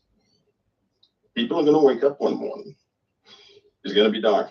They're going to look out their front yard and see nothing but the sky. That's a water event. So think of just about every single place on the face of this earth covered by at least 4 to 5 to 7 inches of water. Right? That's just a lot of people. I mean, that's just incredible. I mean, that's just. I mean, okay. But let me ask you this. You've been saying that Antarctica, that the ice is melting from the bottom up. We finally got a report this week that is saying that the Southern Ocean circulation has reversed. There's a guy by the name of Paul Beckwith that I listened to, and he was talking about how. Yeah, they do have reverse. Yeah. And there's another man, Shadowburn. His name is John Shadowburn. He has a great YouTube channel. Who I met him about 3 years ago in Dallas, Texas, and had lunch with him. And he's a brilliant scientist, and he was telling me how this was going to happen. But you have brought it up several times now that the Antarctica, that the ice underneath is what's melting because of and now we're getting confirmation from the International Environmental Forum, from other major forums that so it's not that we're having global warming from the top down, from the CO2 and from the but it's from the bottom up. This is a game changer. That's right. Because that's why we see the increased volcanism. Right. Okay. And remember, one volcano can do what every human in the world can go drive their cars. A volcano can put out just as much carbon in about 10 minutes that all of humanity can put out for about 10 years. I mean, it's just that. I knew that. And we're about to have some big boys really go off. So here's the issue with the ice, though, as it continues to melt from the bottom up. Right.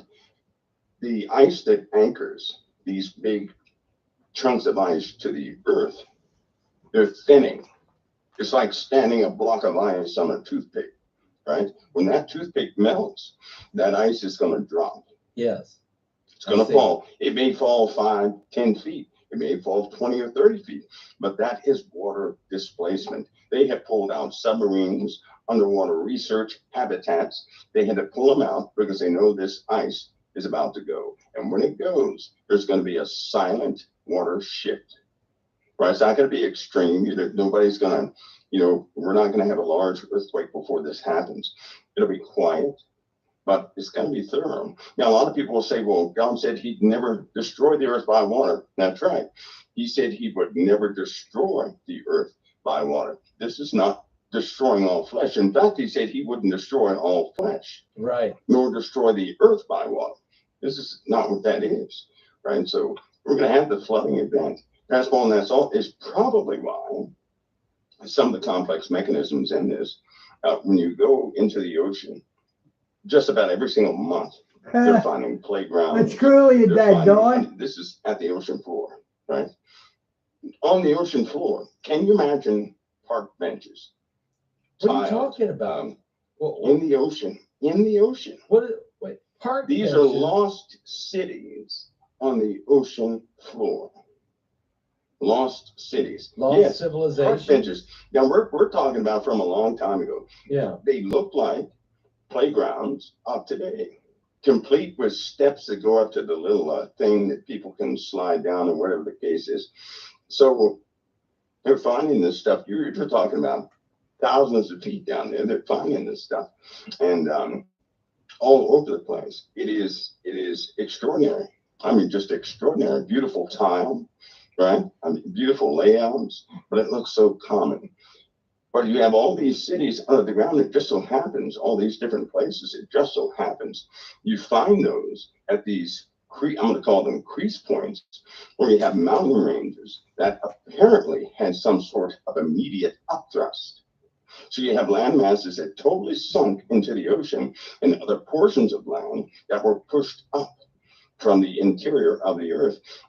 Now, it is theorized that the only way that can happen is through a lot of molten material, right, inside the earth. And as it begins to shift and move, it will push things up and totally, have other things go completely into the earth.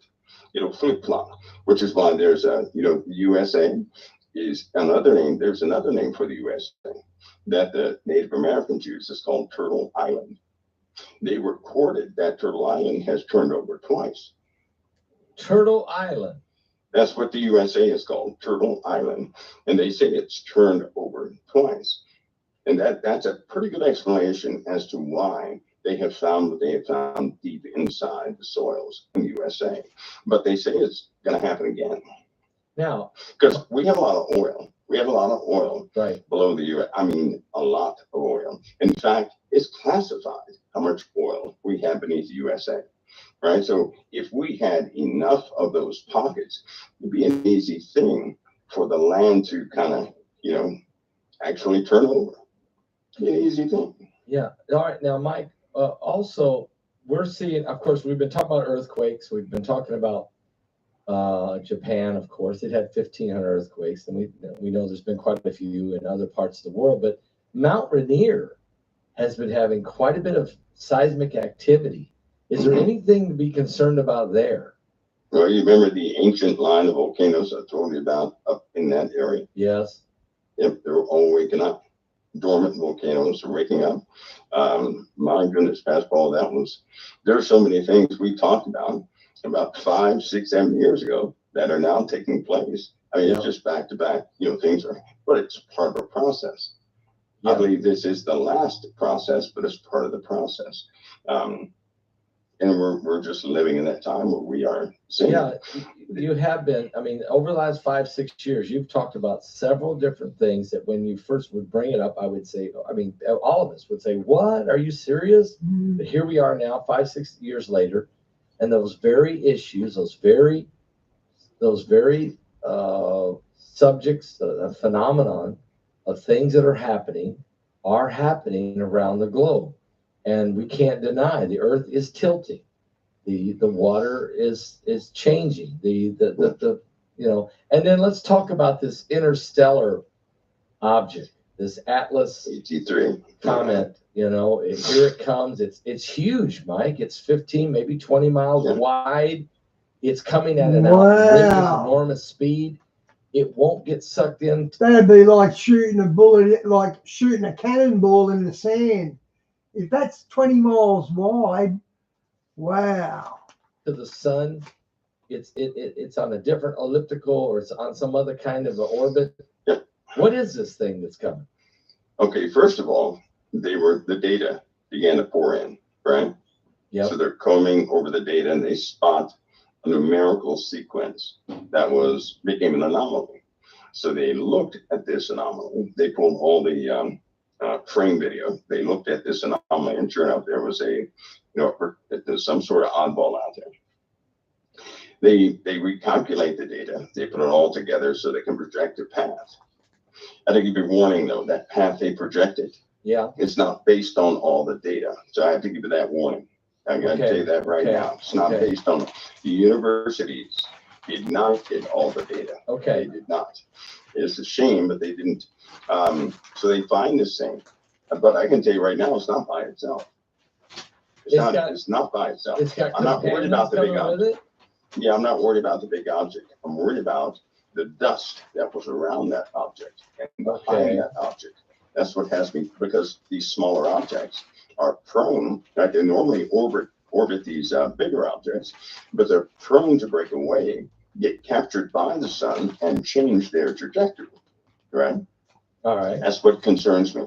It's too many to actually you'll find out where they're going. And it will likely end up being another Russia event, but a few of those events where it explodes in the atmosphere, right? Remember, everybody was looking for the comet, but then nobody told anybody about the string that was rotating around that bad boy. And when it went into Russia, of course, they fired at it and destroyed it. So you're saying we're gonna have that that event again. You're saying that this comet Atlas 3I, and it's going to go between the Earth and Mars, and it's going to be a little closer to Mars than the Earth. So, is this what you meant when you said maybe 2-3 years ago that something was going to cause Mars to maybe even get knocked off its orbit? Well, this one is not the one. Okay. We'll have about 4 more.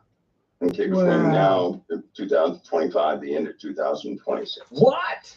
And one of those will likely,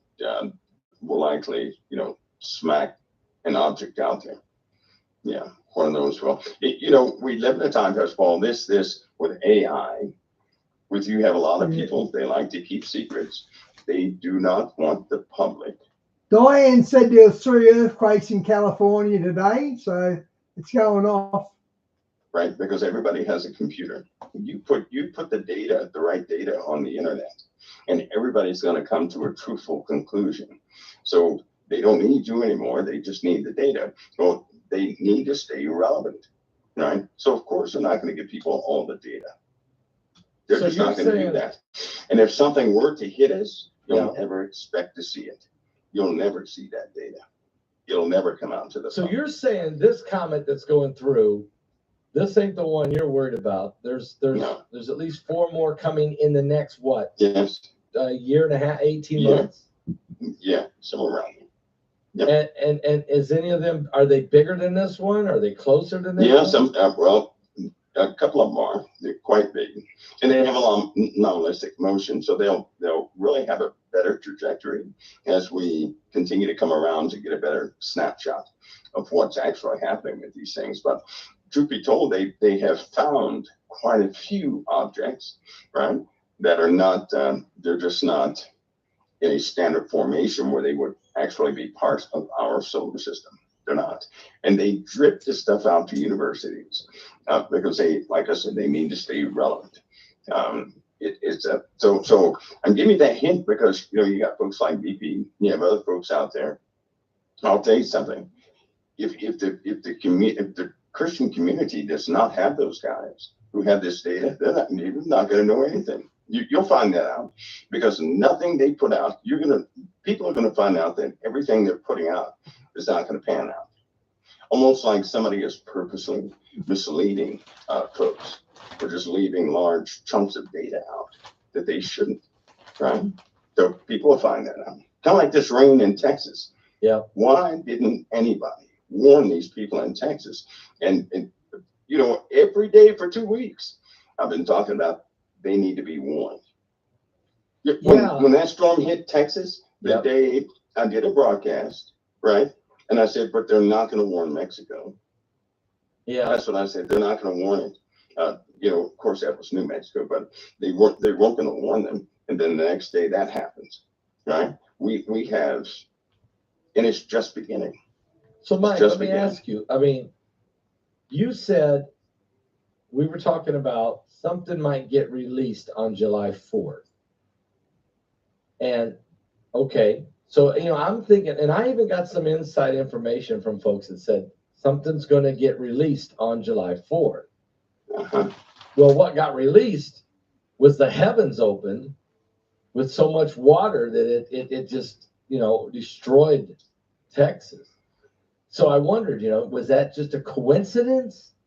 Is that what we're talking about getting released? Or are we still dealing with something else that's that could even be worse? Think of this, fastball. If a person went into a coffee shop and they're infected, right? It's going to take 2 weeks before anybody has symptoms. If it's a bad contagion, in 2 weeks, the hospitals are going to start filling up. You're not going to know anything until 2 weeks later. So in truth, something could have been released all throughout the U.S. I see. All throughout other nations, you're not going to know until about 2 weeks from now.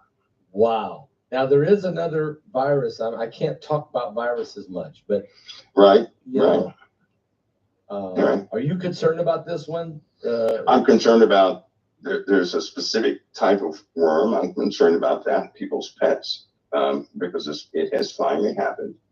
And there's an outbreak of a specific flesh-eating worm that has embedded itself in lots of pets, in lots of farm animals, and it will eat the flesh off of these animals while they're still pasturing, while they're still walking around until they just fall over and die. And it truly is an epidemic. So we have that. We also have, there are a couple of more things that have broken out too. And there's a specific type of, or two types of ants that have found their way into the USA and they're beginning to multiply. They have this sting. It's almost like a bullet ant and a black widow put together. What? So it's a very dangerous little thing. It's about the size of a fire ant.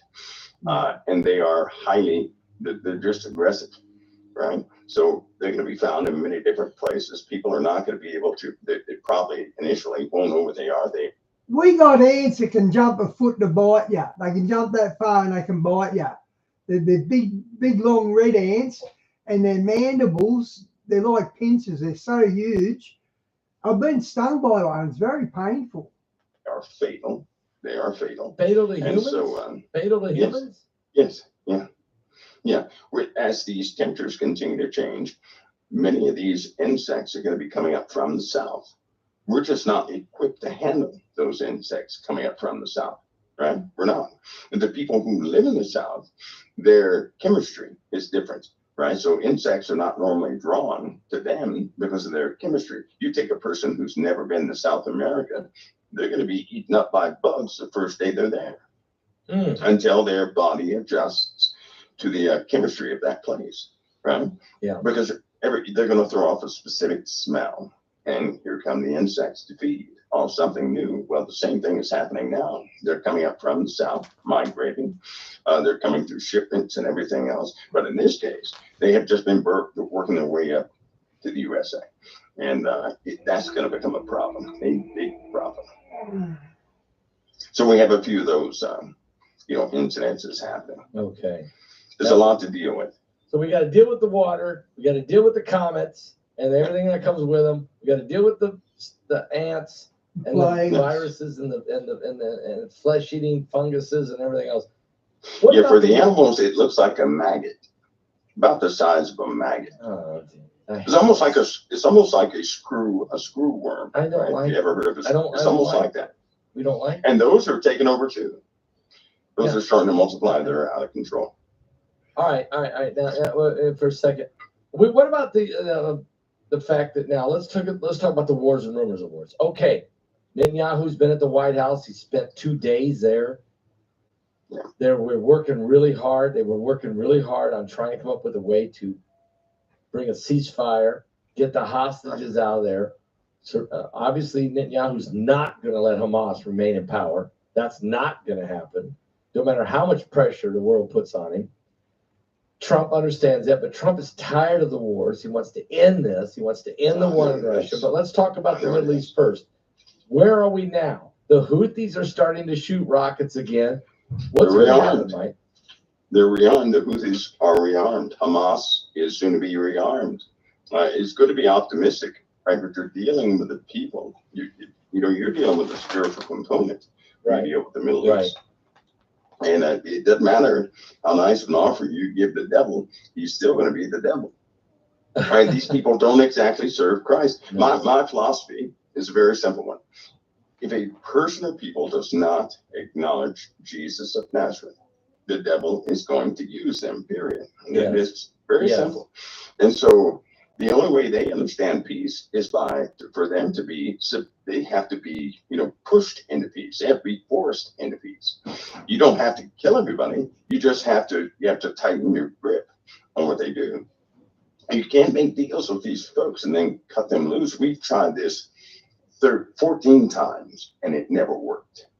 It never works. It's always the same thing. They make a deal right? They have internal turmoil. They end up fighting the USA in many different places. And in this case, Pastor, the weaponry is coming out. Huh? It's coming out. Russia is not a friend of the USA. No. I hate to break people's feelings. They are not friends of the USA. These Middle Eastern nations are not friends On of top the of the USA. freezer. Right? Russia, and did you see Erdogan's face when he was, you know, among those who were leading this world? He had contempt in his eyes. Yes. This guy has contempt in his eyes. So we're very close to an outbreak of something, right? No, it kind of reminds me of the Bible when it said, when they say peace and safety, what are they going to say that? When they believe that they have accomplished or have some sort of solution for peace. They're going to announce it. They'll say, hey, we finally are going to have peace and safety. And then what does it say? Sudden destruction. Yes, it does. Right? So they're not going to make it. It's just, we live in a time, I know they're hopeful, I know they want things to go in a specific direction, but that's contrary to the behaviors and some of the tactics that are being used in the Middle East right now.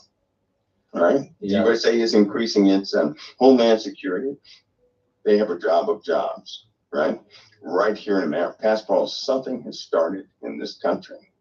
It is ugly and it's spreading. It's too many people are being caught who have, you know, explosives and things to do in this nation. So I'll make an estimate. I'll say that we're maybe a week away from the beginning of an incident here in the USA. And I do expect something for maybe 3-4 times worse than 9/11 could ever be happening right here in this nation. You think if we drop our guard, we're in trouble. You think we're maybe a week away from an event worse than 9/11? Well, from the initial event, and then some event worse than 9/11 is going to take place soon thereafter. But I think we're only weeks away from actually starting to see things like that. Maybe a week away, maybe. Because there's too many sleeper cells. There's just too many enemies in the camp. Is that what you're saying? If you knew what they were catching, right? It's like going to a lake, right? All you do is catch zombie fish. Okay. Then you know it's worse things in there. It's time to go, right? Same thing is happening in the USA. They're catching too many people who are sophisticated. I mean, they're sophisticated, and they're not catching them overnight. You're talking about folks they've been hunting down for years, and you know, these things are sophisticated. So there are people involved Mike? that should be involved. Is it Border Patrol? Is it the CIA? Is it FBI? Who's? Well, you're looking at CIA. It's called a lot. FBI. That's called a lot because they have ICE is just, you know, you'd think that most of these guys be caught by ICE. No. There are too many people in the USA who were compromised. And as soon as they began to deport people, all these folks, these bad folks went quiet. I see. They went quiet. So to go quiet, all they have to do is act normal. And they're fully accepted. But they're not normal. They don't like the USA. And they are plotting to destroy as much as they can. While we're dealing with these things, Mike, and the Americans are on edge. There's political infighting going on. There's the new guy that's raising up now in New York City, who could be this communist. He's a communist, but he's also a Shia Muslim. I don't know how that works. This guy's just bad on news. But he's marketing. People are gravitating to him. They're gravitating. And what does that tell you, Pastor? What does that say? It tells if that's right, because if people are gravitating towards this guy, right, that means that's what the people want. Yeah, that's what they want. That's bad. See, I think the Christian community right now, right, we have to get it this time. If we're waiting on the world for a solution, we've already messed up. We're already messed up. Somehow, Christians are going to have to step in their roles. Right? Instead of looking for people of the world to lead the world, Christians are going to have to finally step up. They have to do something. Because if they don't, these people who are running things, who will run things, this newer generation, it is a destructive generation. Mm-hmm. It's a very iffy and different generation. I hate to say this. And the Democrats, the ideology of the Democrats, to say that anybody can be anything they want to, we don't have to have morals of those of old. They say the opposite of what the Lord said. The Lord said, Yes. consider the ways of old, right? Go back to your first love, things like that. But they want everybody to become anything they want to be, and they want to open everything up so that that can happen. That is quite destructive. That means there is no morality, nor a baseline for morality. That means you have radicals that will move in, and other religions that will take over. And that's what we're in a fight for. That's what's happening right now. It's not going to be won by guns or any of those things. This can only be won by righteousness. Amen. That's it. So this Mandami, That's a good name for him, isn't it? What's No, that? I can't. Lord, forgive me. I was going to say Mandami, but I can't say that. Go ahead. Mandami. Okay. But yeah, I mean, he's really, he's a mess. I mean, there's no way you can believe everything he believes. It's a conflict of interest between being a Shia Muslim and being a communist and embracing the left-wing liberal far-out agenda. It don't all fit. They can't even see it. This guy is telling them exactly what they want to hear. Yeah. That's what he's doing. Yep. He's telling them he's overcoming the people with flattery. Yes, he is. That's what he's doing. And it's working. It is working. It's working. It's working. Yeah.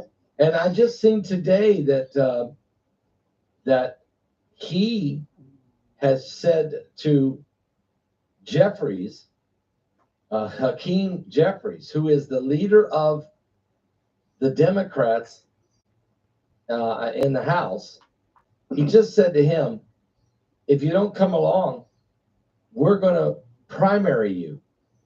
So in other words, he's going to use George Soros's money, and they're going to eat their own up if they don't follow this communist radical. That's what they do. The left always turns on its own. It does it throughout history, and it'll keep doing it. Well, Islamist, communist, anti-Semitic, anti-Christian doctrine. I mean, this is unbelievable. And socialist. This guy is all of them. Yeah, this guy. But Pastor Paul, that's what the people. It's clear that people do not want morality. No, they don't. No, they don't want morality. You can see that in everything that prospers in the USA. Of all the things that prosper, entertainment prospers, right? Yeah. Half-nude concerts prosper. Violent video games prosper. Yes. All these things prosper. Yeah. Murder, all this stuff prospers. And it really lets you into the mind of those who crave it. And if they're craving something like that, right, then somebody is doing is working over the children, is working over the populace, and now we're seeing the results of it. Right? He can't, if they got rid of this guy, it's not going to solve the problem, because the people will go and pick out somebody else. Yes. That's what they're going to do. They're not going to be, if the people have to vote, they're not going to vote for what we think they're going to vote for. No, they're not. Their hearts have become twisted. I mean, just absolutely twisted, and the numbers of those people are increasing. Yes, and you have to, in the same place where he's campaigning, isn't that the place where they had that Baphomet celebration? Yes, isn't that where they had the dedication? They had this mock-up of children being walking through this arch thing. Children were doing this. Children. And then some person out there in the crowd said, now we're going to have the child sacrifices. That's what he said. And then since that time, it seems like every disaster we've had has included children and abundance of kids. Wow. Yeah, children, there's a war on children. And that's interesting, because there was a lot of children in that floods in Texas. Women. There's a war on children and women in this nation and around the world. Yeah, that's that old sacrifice stuff. It is. Right? It's old pagan. It's the pagan gods, the same pagan worship of Moloch. And guys, you remember I told you I troll this lefty site? They're riding in LTBG and all that.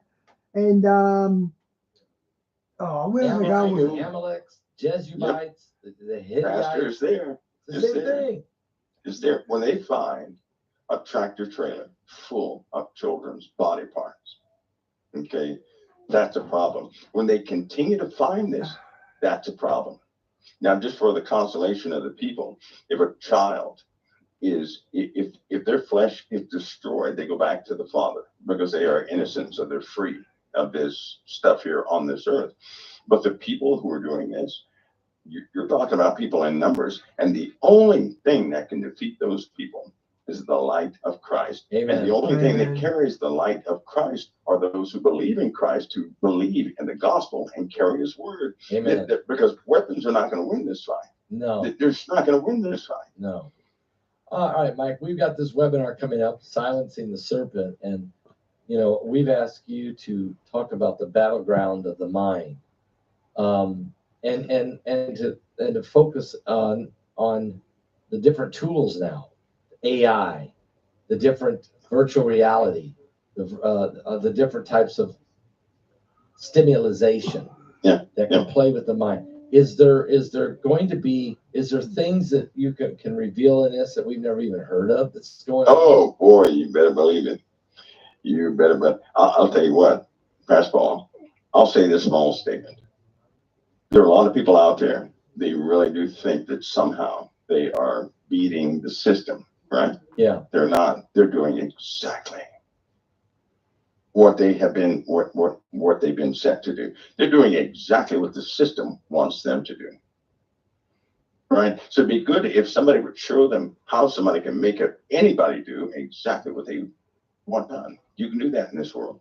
And people cannot realize they're already captured. They can't realize that.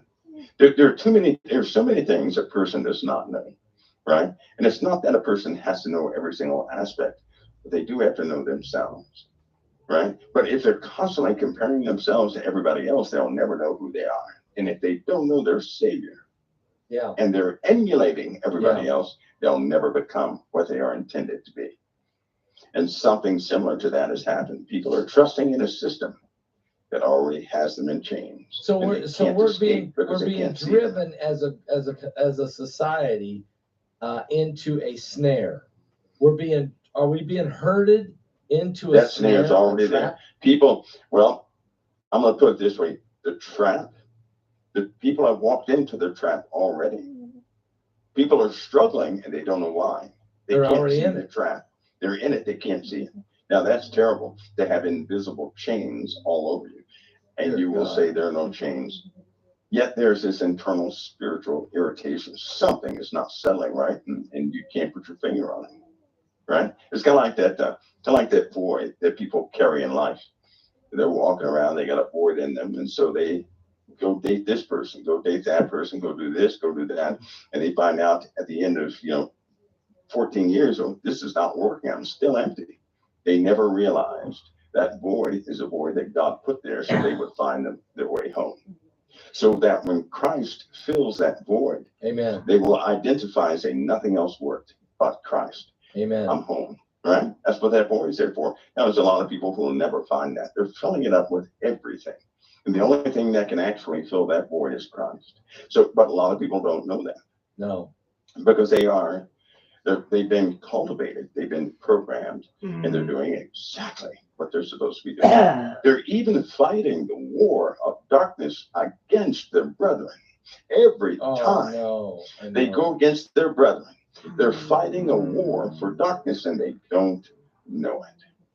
Yeah, when we start to bite and devour one another, you don't know it. We're fighting. We're actually fighting on behalf of the enemy. If we start beating each other up, if we start accusing each other, if we start fighting with each other, we're doing what the enemy wants us to do. Can I say something really? Sure. It's coming from me, but you remember when Jesus? This is people's interpretation, but I have a different interpretation. You know when Jesus walked into the temple and he turned over the money changers? Yes, I do. I've heard countless people say Jesus was mad. And